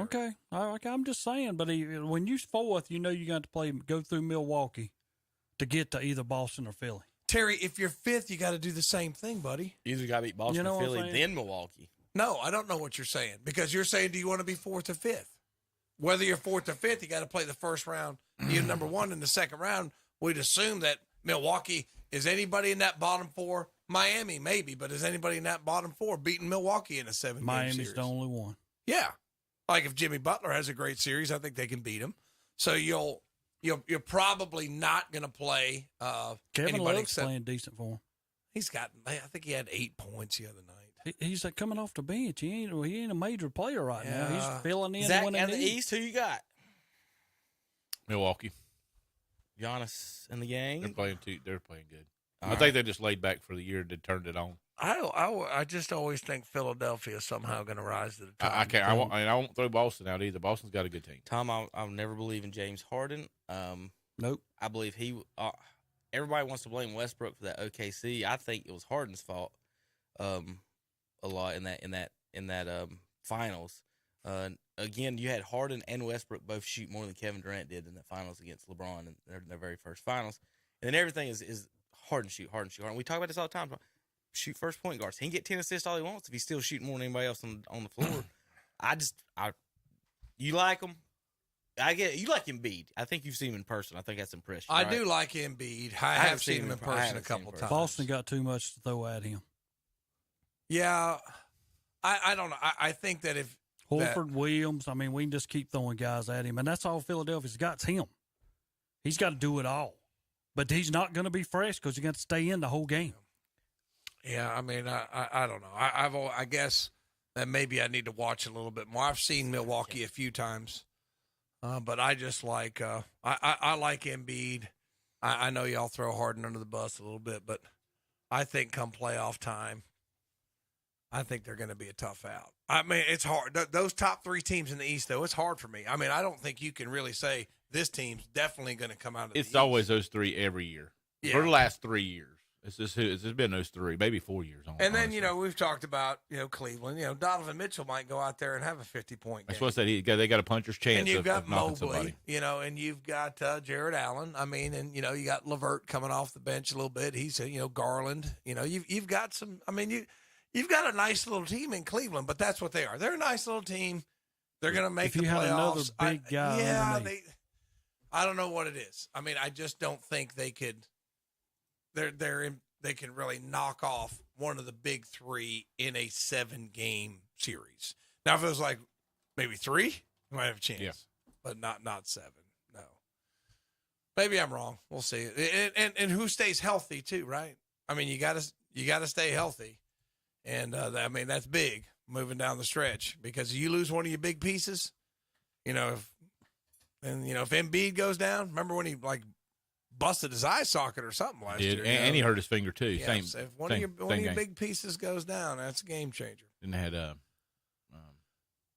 talk about that with trying to stay healthy. You talk about who's going to stay healthy. Look at Phoenix with Chris Paul and Durant now. Durant can't stay healthy.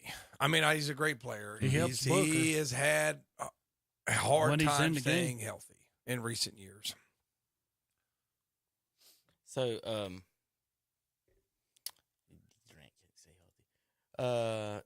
I would say so. Out west, you got Denver first. How about Sacramento Kings, Terry?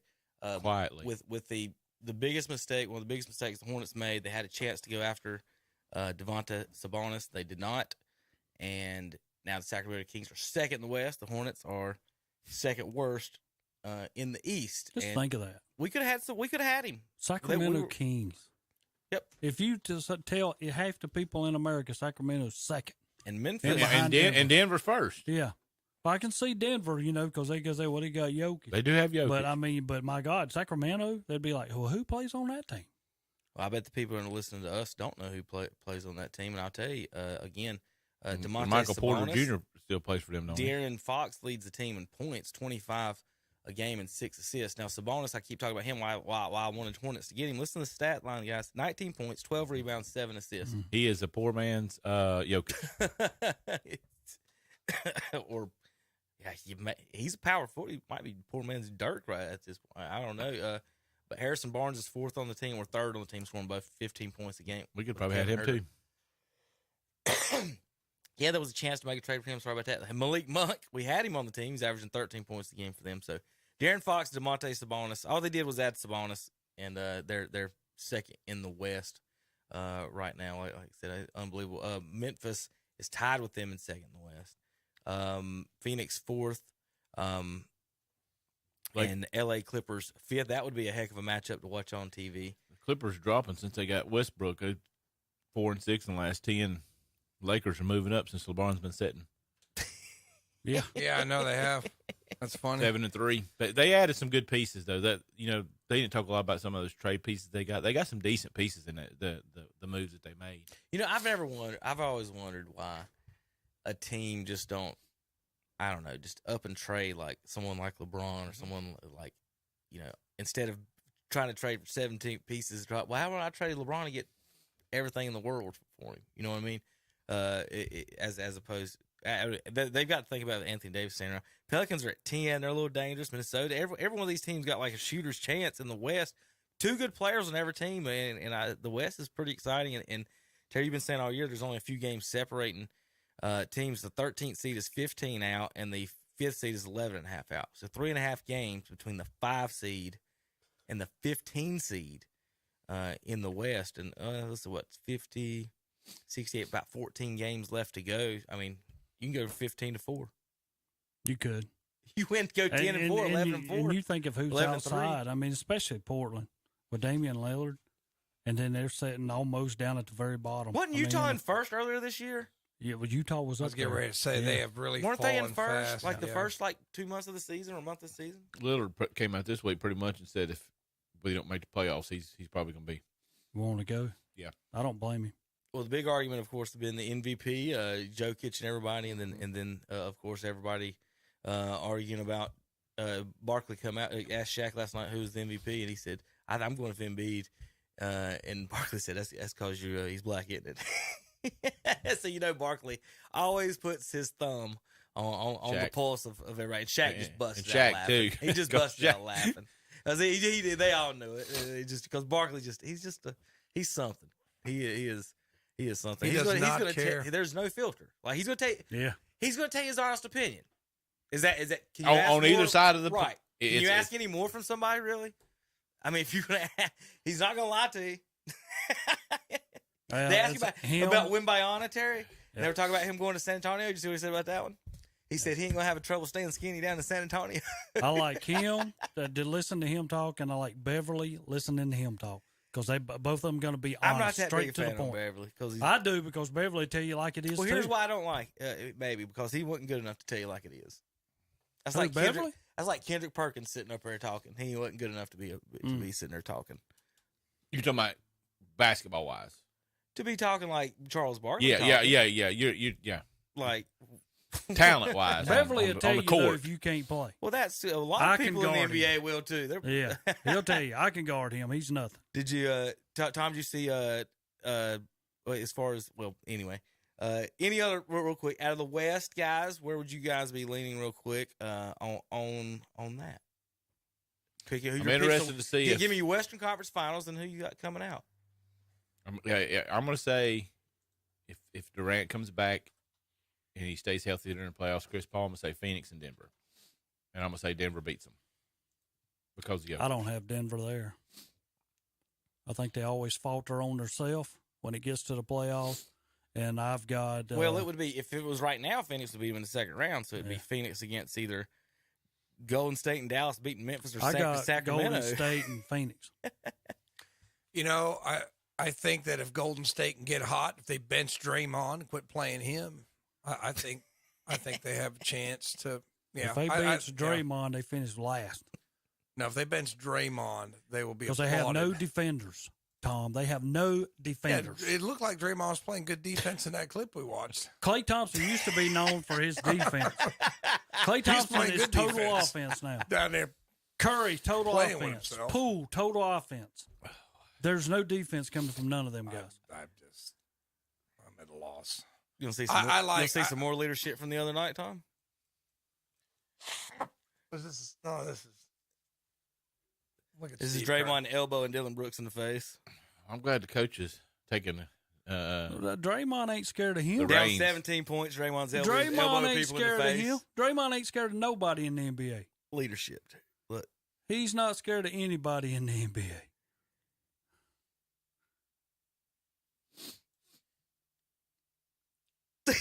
That's what I'm saying. You're nothing to me, buddy. Get out of my way. Tom. Yeah, that is. So glad he's on the team. The pride of Michigan State University. They chose him over Kevin Durant and Harrison Barnes. No, Durant decided to leave. Let me go win nothing. They chose Draymond Green over Kevin Durant. He's a true ambassador of the game. And then Golden State won another NBA title. Ambassador. Yep. Then Golden State won another NBA title. Terry, they would have won every title if they would have kept like Kevin Durant. You know, maybe get won Krzyzewski sportsmanship commercial. Yeah.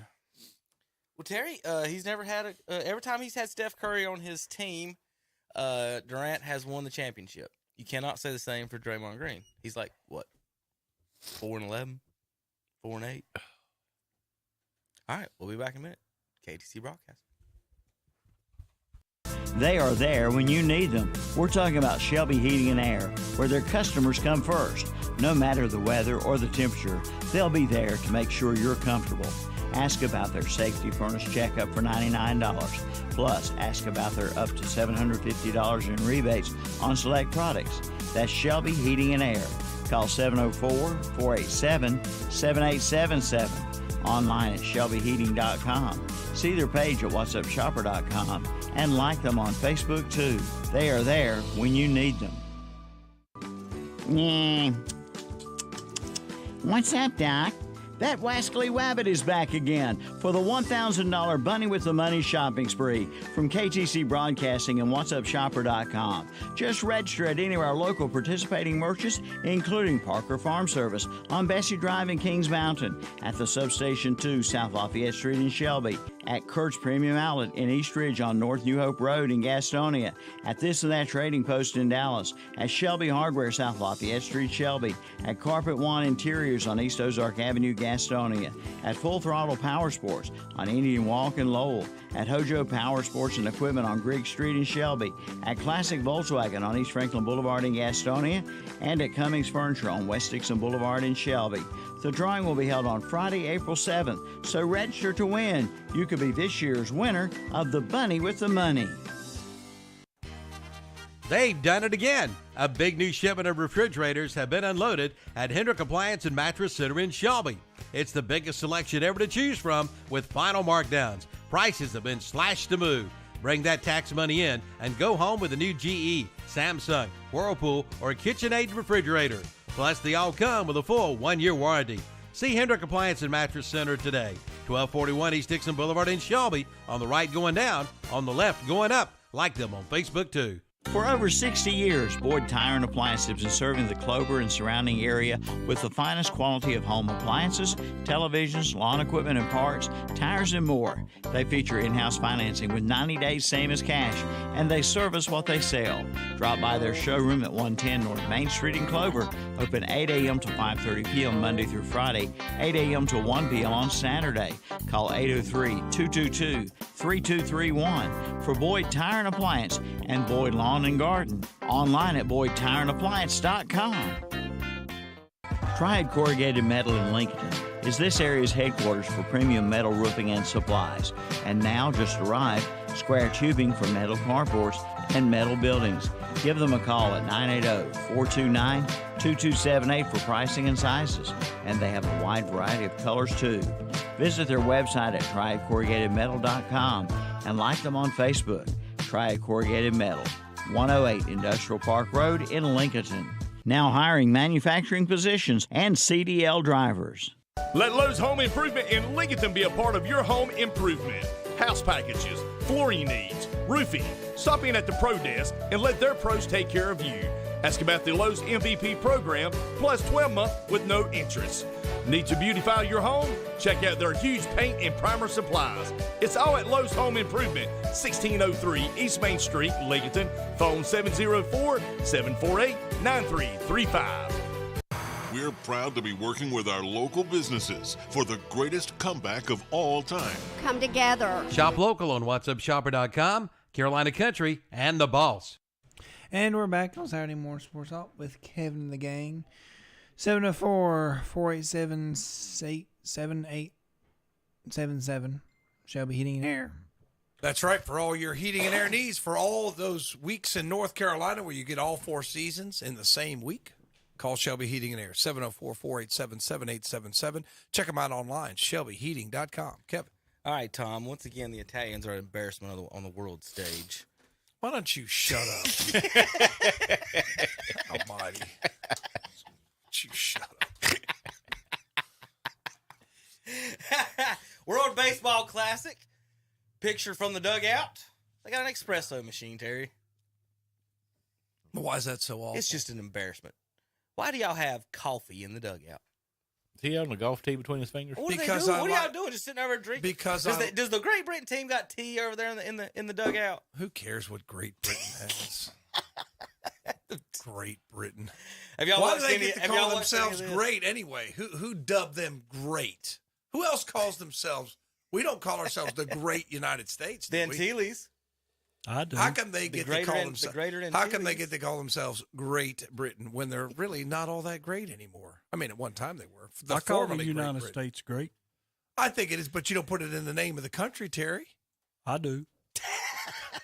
Terry. The great United States. Terry. There's someone watching this show today, and they're like, what is well, you know, what is this guy? I think he's been getting some of that medicinal marijuana or something. Because, I mean, he comes in here just high as a kite every Saturday morning. I'm just saying, why do they call themselves great? It's dumb. But the Italians can't play baseball. We know this. They're soccer. They're a soccer country. Why are we making fun of their baseball team? Why are they even playing, Tom? Because it's the World Baseball Classic. The Czech Republic qualified. How many teams are they in that? 20? 20. That's what I thought. 20. I mean, either the Japanese are going to win, or the Americans are going to win, or Cubans, or one of the traditional Venezuela. One of those teams are going to win. So I mean, the other teams are just kind of fans are having a fantastic time. It's not. Why would I be in a tournament I cannot even win? Because it's fun, Terry. That is the dumbest thing I've ever seen. When he took him to the NIT. That's exactly what March Madness is, isn't it? This is fun. Yeah, why are we arguing about Clemson getting in when we know they're not going to win the tournament, Terry? Because it's fun. It's just fun to get in the tournament. That's all. Is that what is this? Your cheerleaders. This is Taipei. Getting crunk. Rocking the boat. Yeah. I guess Taiwan probably has a team in it. Where are the teams in the World Baseball Classic? Can you pull that up, Kevin? Sorry. Yeah, they're all over the place. But this is like every at bat is what they're talking about. Like this isn't just like a one inning like stuff. They've got like a dance routine, and cheerleaders and everything on, and like a football team would. It's huge in Asia, right? So they take it like a like soccer fans and football fans mixed together, and you have them in baseball. And for Americans, we're sitting at the park clapping, being quiet. If I'm the one sitting behind them, I'm like, well, y'all sit down. I can't even see the batter. I agree with you, Terry. Everybody else is having a good time. I mean, I cannot even see the batter. Sit down. Hates the world, don't he?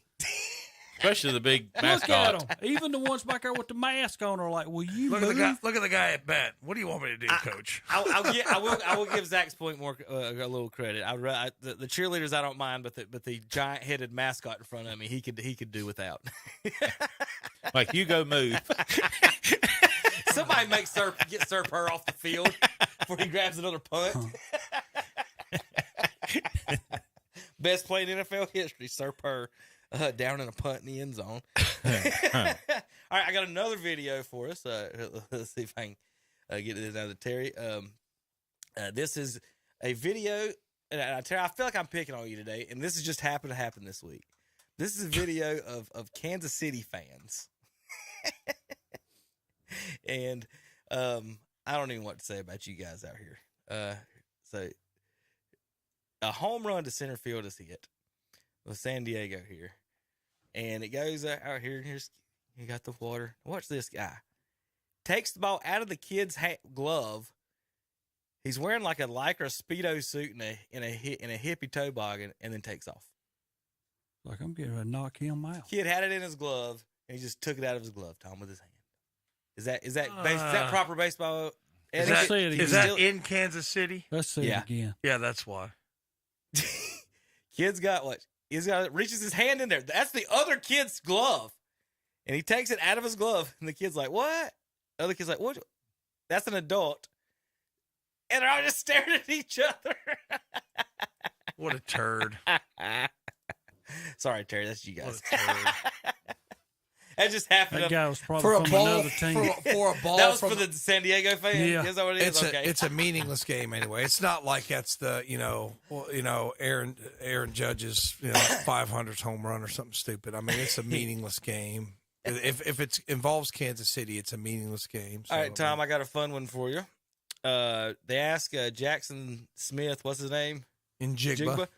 Who his all-time Mount Rushmore of Ohio State receivers are, and see if you guess his all-time. He can't put himself on it. Top he didn't play four. He would have been. He would have been if he'd have played. So who'd you have, or who'd you get? Who'd you go with? Well, you got to put Chris Carter on there. Okay. Joey Galloway, Terry Glenn. Who else? Yeah. I want to know who's on it. Yeah, Terry Glenn would be another one. Gosh, you do this to me all the time. You just hit me with no prep work.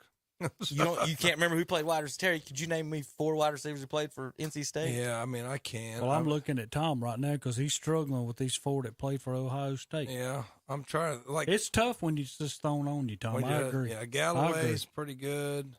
David Boston, Michael Jenks, and Teddy Ginn Jr., Santonio Holmes. Yep. A lot of good names over the years. So who would you have top 4? Michael Thomas. Didn't play long enough. Terry McLaren. Ginn was really good for them. Curtis McLaurin was Samuel. pretty good. No. Brian Hartline. No, but he's a great coach. Brian Hartline's their offensive Braxton coordinator. Miller, Dane Sazenbacher, No. Jalen Marshall, Brian Rubinsky, Stanley, Keith Byers. He wasn't a wide receiver. Anthony Gonzalez, was he on that list? It's somewhere, yeah. So top 4 wide receivers: Olave or whatever his name is. Olave was good. So in Jigba's names were Garrett Wilson, Olave, Marvin Harris Jr., and Brian Hartline. The current one and the coach. He probably got put on spot, and he probably couldn't remember nobody else. You ask anybody born after 2000 anything, they have no clue. Chris Carter never. He probably has good. no idea who Chris Carter is. Chris Carter was good. Good. Chris Carter was good, man. All time, top probably 5. He was I'm probably top 3 with best hands. Didn't I say last week if I'm throwing one ball to somebody, I'm throwing it to him? Yeah, he was good. Like, he was good in the pros too. Played for Minnesota. Right. He was good. Yeah. And Philadelphia, started in Philadelphia. He's having some issues. Philadelphia moved to Minnesota. It was the best thing for him. Yeah. He's having some drug issues. I think he's talked about it. All right. Speaking of everybody had drug issues in the 80s, man. We'll do one more. How about Mount Rushmore's? Marcellus Wiley's tweeting out this week, and there's a big talk on here. Mount Rushmore of defensive ends. Defensive ends. So you got Bruce Smith and they spotted you, Bruce Smith and Reggie White. They said you got to put the other 2. I know who my guy is, but Marcellus said Richard Dent and Jared Allen. 2 names I did not think I was. I'm taking Peppers. Jared Allen's in the Hall of Fame now, isn't he? Yeah. He got in this year. I'm taking Peppers. Yeah. See if you get the other one right, Zach. Who I would have to. I'm taking Peppers and. Come on. He used to tap teammates on the shoulder in the locker room. Say hey to him. Say, hey, I'm Charles. Haley? Yes. Really? Yes. That's who you picking? Yes. Oh, I thought you said that's who he picked. Oh, I would pick. Wasn't Randy White at the end? Yeah, he's up there. Randy White's linebacker. Oh, that's Reggie White. I'm sorry. Yeah, I thought he was a defensive lineman. Tackle. He can move around. Yeah. He had a lot of. What about Strahan? Was he a tackle or an end? Strahan. Strahan's an end. I put Strahan up there. Strahan was good. Where do you put? All right, so like I said, I'd have Charles Haley and Julius Peppers. Or you got anybody over either one of those 2? No, I wouldn't have an argument against Haley. I mean, but I'm putting Peppers 3rd for sure for me. But that's. Well, I tell you what. Let me pull up. I mean, if you want to know, let's see. Ranker.com had Chris Carter as their top 4. Chris Carter, Michael Thomas, Joey Galloway, and Terry McLaurin. I thought Ginn was a lot better for them than. Ginn was good. He was like a number 7 pick. He ran back kicks too. Mm-hmm. So again, Bruce Smith and Reggie White were on there. Deacon Jones, Kevin Green, outside linebacker in the 3-4. I don't know how if you call that defensive end. Dolman. Chris Dolman. And everybody always forgets about Jason What Taylor. about the boy from Kansas City that got killed? Derek Thomas is the linebacker. He was linebacker. Okay. Yep. So he was in that different. He was in that 3-4, wasn't he? Don't forget DeMarcus Ware. DeMarcus Ware was good too. Yep. I mean, there's a lot that you but I don't know if I'd come Dent. up with Richard Dent or Jared Allen in top 4. I don't know about that. Joe Green was a tackle, wasn't he? Who? Mean Joe Green? Yeah. I think so. I think all those big, him and Bob Lilly and all those big fellas. That's you kind of need a list because it kind of runs together. Yeah. You know, I mean, there's so many, it's like overkill. And then if you try to pick 4, let me see a list. Yeah, we know who the top 2 is always going to be. Those 2. All right, and Zach, this is this past week they started tearing down the practice facilities in Rock Hill. 100 tons of steel. Unreal, y'all. That's Tepper for you. That's what happens. Billionaires are billionaires for a reason. Take their ball and go home. Because they cheat people. I mean, when are people going to realize? I mean, I could see a guy working hard to be a multimillionaire, but once you get into that billionaire class, you just know how to game the system. You know how to cheat people, and that's what happened to Rock Hill. What's bad is it gets to a point where you can't make nothing else out of it. Some people said make a Topgolf out of it or something. That's what it looks like. Hey, airport hangar. I don't know. That's a lot. That's you just gonna waste the rest of it. 100 million pounds. That's what I'm saying. Look at that, just to be tore down. So, how much money did he cheat Rock Hill out of? I can't remember. I just want to know if it was Chinese steel or not. $800 million headquarters was the actual. Well, they didn't get how much the building was going to be was costing. That's insane. So remember it was a big news when Jerry Jones spent $1 billion to build the actual stadium they're playing in, and this was supposed to be an $800 million practice facility. here in Rock Hill for the Carolina Panthers. So that'd be more cost more than most stadiums in the NFL for their practice. That blows my mind. All right, JP, how many more breaks we got? Well, I need to get one in. All right, let's take a quick break. When we come back, we'll talk. We got NASCAR to talk about, and anything else. Did I get everything else today? NASCAR's it. And all right, we'll be back in just a few minutes. KDCBroadcasting.com. They are there when you need them. We're talking about Shelby Heating and Air, where their customers come first. No matter the weather or the temperature, they'll be there to make sure you're comfortable. Ask about their safety furnace checkup for $99. Plus, ask about their up to $750 in rebates on select products. That's Shelby Heating and Air. Call 704-487-7877. Online at shelbyheating.com. See their page at whatsupshopper.com and like them on Facebook too. They are there when you need them. The NASCAR Xfinity Series. Trying to get away early on the inside, John Hunter Nemechek. Season rolls on for another weekend in the desert. Trouble in turn 2. One car up against the wall and is slowing down severely. At Phoenix Raceway. John Hunter Nemechek, a conservative line up off of the corner. Hammer down, checkered flag in the air. It's the United Rentals 200. Saturday afternoon at 4 o'clock on Carolina Country WCSL.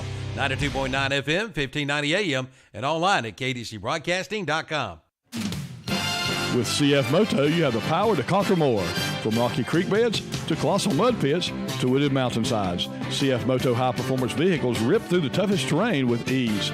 Outfitted with custom-designed liquid-cooled four-stroke engines and an unmatched assortment of standard features, the CF Moto ATVs and side-by-sides do more than crush trailheads.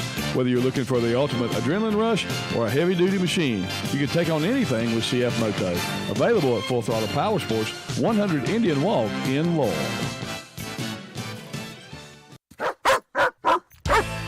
Grizzly the Greeter says spring is the best time to buy a new building, greenhouse, or tiny home from Blessed Buildings and Tiny Homes in Cherryville. This month, take up to 10% off metal buildings. Save 2 on greenhouses, just in time for spring planting.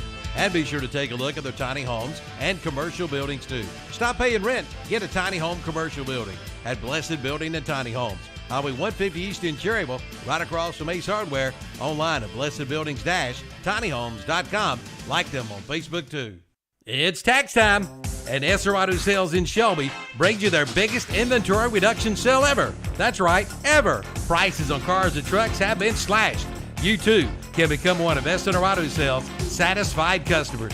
You save thousands of dollars.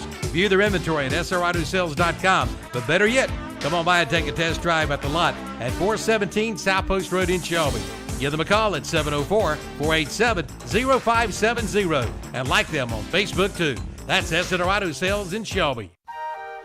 Today, having choices at the end of life's journey is more important than ever. Choosing the proper way to honor a loved one is not an easy task. There are many emotional, personal, and spiritual issues to consider. Now there is a new alternative to traditional burial and flame-based cremation. Foothills Aquamation is a water-based natural process that gently returns your loved one remains to their natural ash form. Learn more at StammyTysonGrFuneralHome.com. And we're back on Saturday Morning Sports Talk with Kevin the Gang. 704-487-7877. Shelby Heating and Air for all your heating and air needs. And online, shelbyheating.com. Kevin. Boogity, boogity, boogity. Let's go racing. NASCAR in Phoenix this week. Let's see, last week's results, though, in Vegas, William Byron 1, Kyle Larson 2, Alex Bowman 3, Hendricks take 1, 2, and 3. And this is one of those things when we get to the mile and a half tracks, Terry, you all of a sudden see what everybody's got. Toyota guys, 3 of the top 6 there, too. So they're looking pretty good. Ford, Cindric sneaks in there. And Harvick, who's always good at Phoenix, we'll talk about him here in just a little bit. But no, looking at that, going forward in the season, does that bode well for Hendricks Motorsports? Does it bode well? I guess. Well, I'm saying, but there's more mile and a half tracks on the course. I'm talking. Yeah. Well, if they finish 1, 2, and 3 in the first mile and a half track of the season, congratulations. We've seen them do this before. The mile and a half track ain't like a Talladega or a short track. Yeah. That's what I'm saying. they've got 10 to 15 races where they're probably going to be competing in almost all of these. And we've seen in the past when teams get the 1.5 mile segments figured out, those are the ones that usually in the top 5 in standings. Yeah, and all 3 of them will qualify somehow. They'll all be in the chase at the end. I don't see Byron's already qualified. That's what I'm saying. All 3 of them will make it there. But congratulations to them. Yeah, I think they did drive well last week. Well, one thing about my point on that is that's Tom. We talked last week why Jimmy Johnson won't be doing 1.5 miles. It's almost like a crew chief. 1.5 miles are almost like crew chief races more than the drivers with the short tracks and the road courses and the drafting on the Talladega and Daytona. So it is the crew chiefs play way more an advantage in these, and so. That was last week. So this week they head to Phoenix in full schedule. Bubba was 4th last week, huh? Yeah. Bubba was 4th. Bubba 4th. Like I said, Christopher Bell 5th. The Toyotas, Martin Truex 7th there. Who's leading Chevy standings? sweeps the podium, though, huh? Tom, who's leading the standings right now? Probably your boy. Ross Chastain. Up. No. Current driver standings. Busch. Ross Terry. Kyle Busch. I'm showing it to you. I don't care what that is.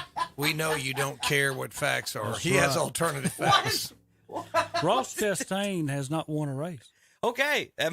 He's first in points, so you know how this works. Alex Bowman 2nd, Harvick 3rd, Suarez 4th, Truex 5th, Hamlin 6th, Bell 7th, and Kyle Busch 8th. And he's the leader. He's 8th. Terry. He's the one leading. 8th, Terry. Hey, Tom, what? You How can we even can't have argue. a conversation? Ross Chastain this ain't even cup. made it in yet. Argue with this cup. Argue with this cup. It's the same as arguing with Terry. What's the matter with you, Cup? Why won't you? He believe was so me? confident in us taking those standings, and he was 8th. I know. Oh, Ross Chastain, Terry's favorite driver's number 1. Terry, can you say 1? Go Chastain. I am. Kyle Busch. Alex Bowman 2nd, Harvick 3rd. And they're heading into Phoenix this week. So today's schedule. Garage hours 9 a.m. for the guys. Qualifying is at 2 o'clock. Xfinity Series qualifying is at 1. Xfinity Series post race today is at 4:30. Driver introductions begin at 4. Tomorrow, guys get in the garage at 12:30. Fan track access, if you're going out there not listening to us, probably out there. The drivers' meetings at 2:40. Introductions at 3. Scheduled for 3:30. The United Rentals work 500. So there's your schedule for that. Again, with no qualifying, it's hard to kind of say who we think is going to win this one. Terry, other than looking in the past, is Harvick the favorite for you? He should be. I mean, he rides good out there, and Kyle Larson will be good. Kyle Busch, he can race out there. So, I mean, if I had to make my pick, I'm picking Kyle Busch. Really? That's the guy I'm picking. Tom, are you surprised?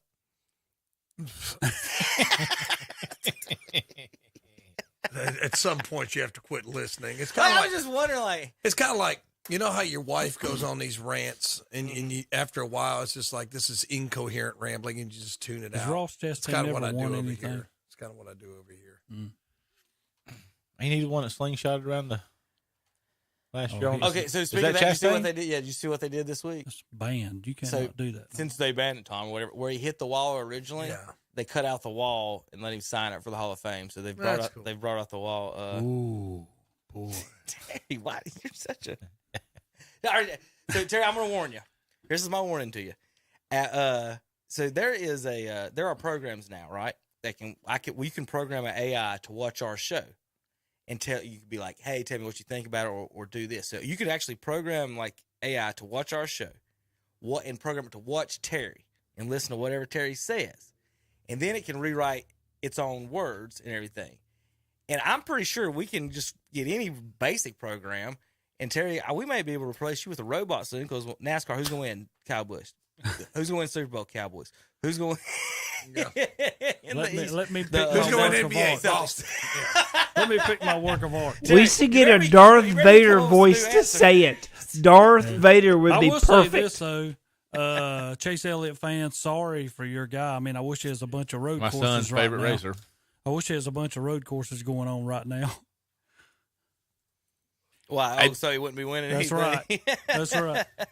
Well, I'm trying to find the odds, Tom. I can't even find the odds yet on this weekend's Logano, Blaney's favorite, Kyle Larson, Chastain, Busch, Hamlin, Christopher Bell, Truex, and Harvick in that order. So Logano and Blaney are the best bets according to Yahoo. Blaney is he's a good, decent driver, y'all. He is.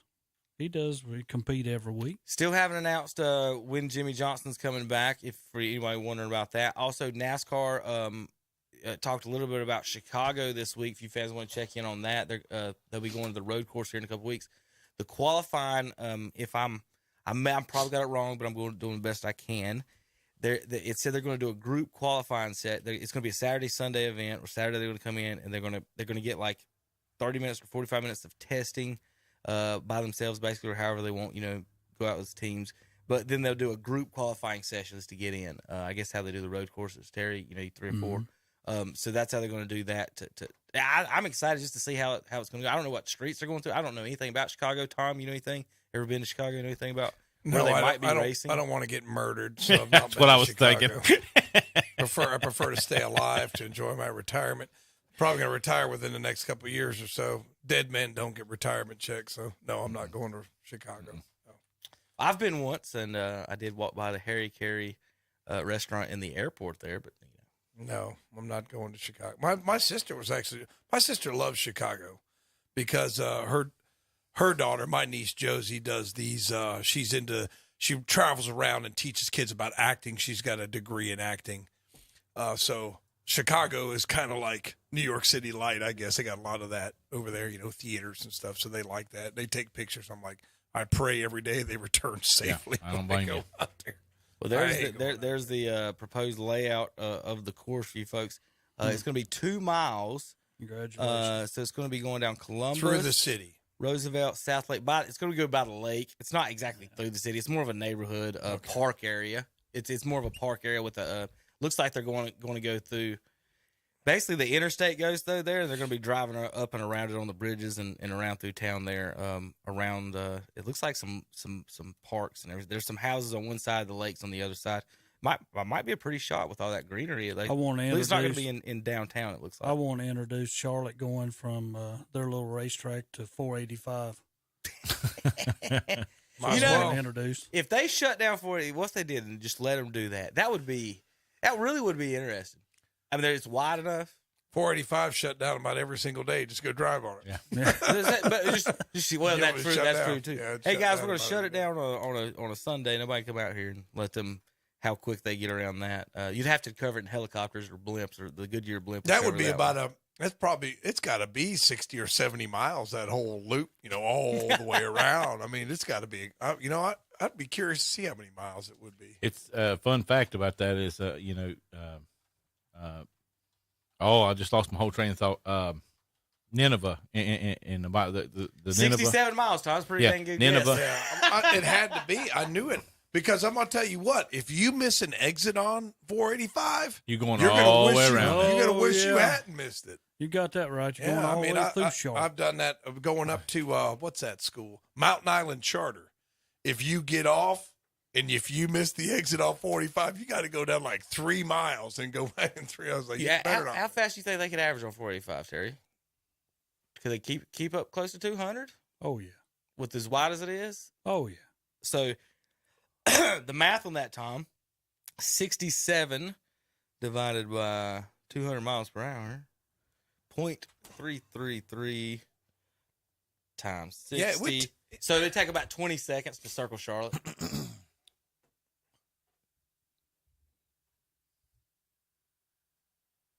What? 20 seconds? 20 minutes. Oh, yeah, okay. I was getting ready to say. I was like, mackerel. Okay. Is that better for you? Yeah, it's better. I was getting ready to say, I was like, I don't want to question him, but.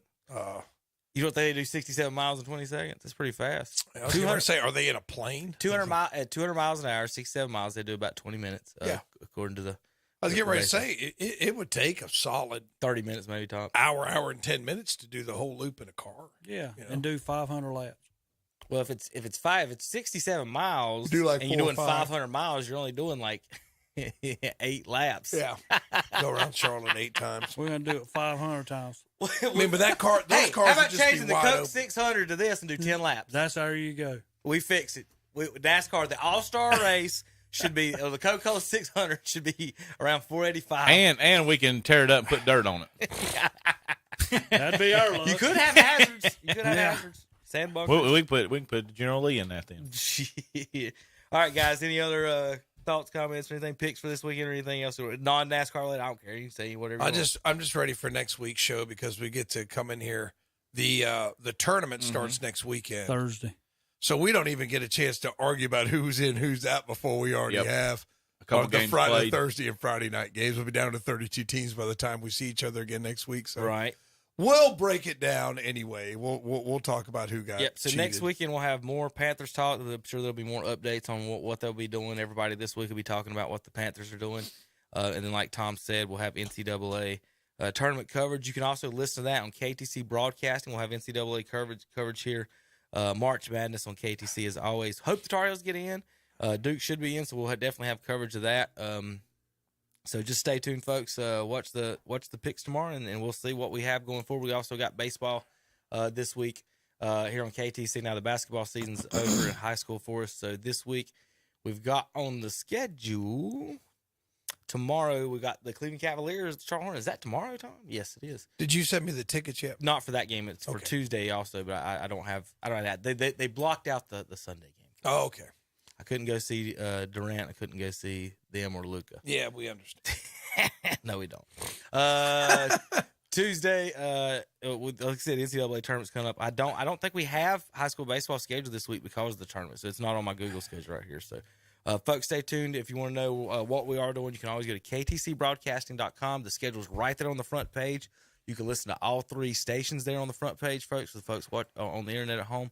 Right here at the top of the page. Click on any of those play buttons there at the top of the page. You can listen on whatever station of your choice. Also, here's our schedule. If you want to know what I'm looking at, what I'm talking about, here's our weekly and daily broadcast schedule. Thank everybody for tuning in. You've been listening to the Shock Joxx Saturday Morning Sports Talk on ktcbroadcasting.com.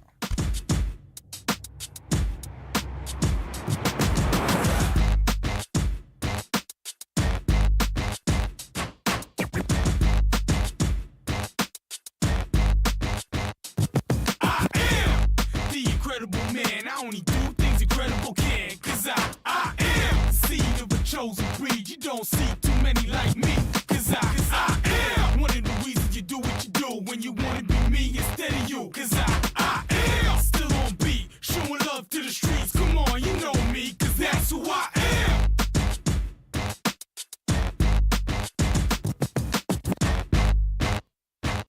They are there when you need them. We're talking about Shelby Heating and Air, where their customers come first. No matter the weather or the temperature, they'll be there to make sure you're comfortable.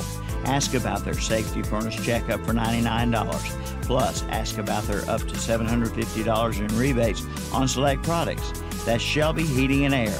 Call 704-487-7877. Online at shelbyheating.com. See their page at whatsupshopper.com and like them on Facebook too.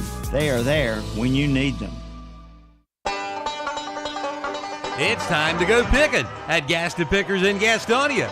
They are now open Wednesday through Saturday, 10 a.m. till 6 p.m., Sunday afternoons from 1 to 5. Come check it all out. 28,000 square feet of vendors with antiques, collectibles, furniture, and more. And vendor space is available by calling 704-852-7055. Check out some of the booths at whatsupshopper.com and online at GastonPickers.net. Like them on Facebook too. Gaston Pickers, 503 Long Avenue in Gastonia, or exit 19 off I-85.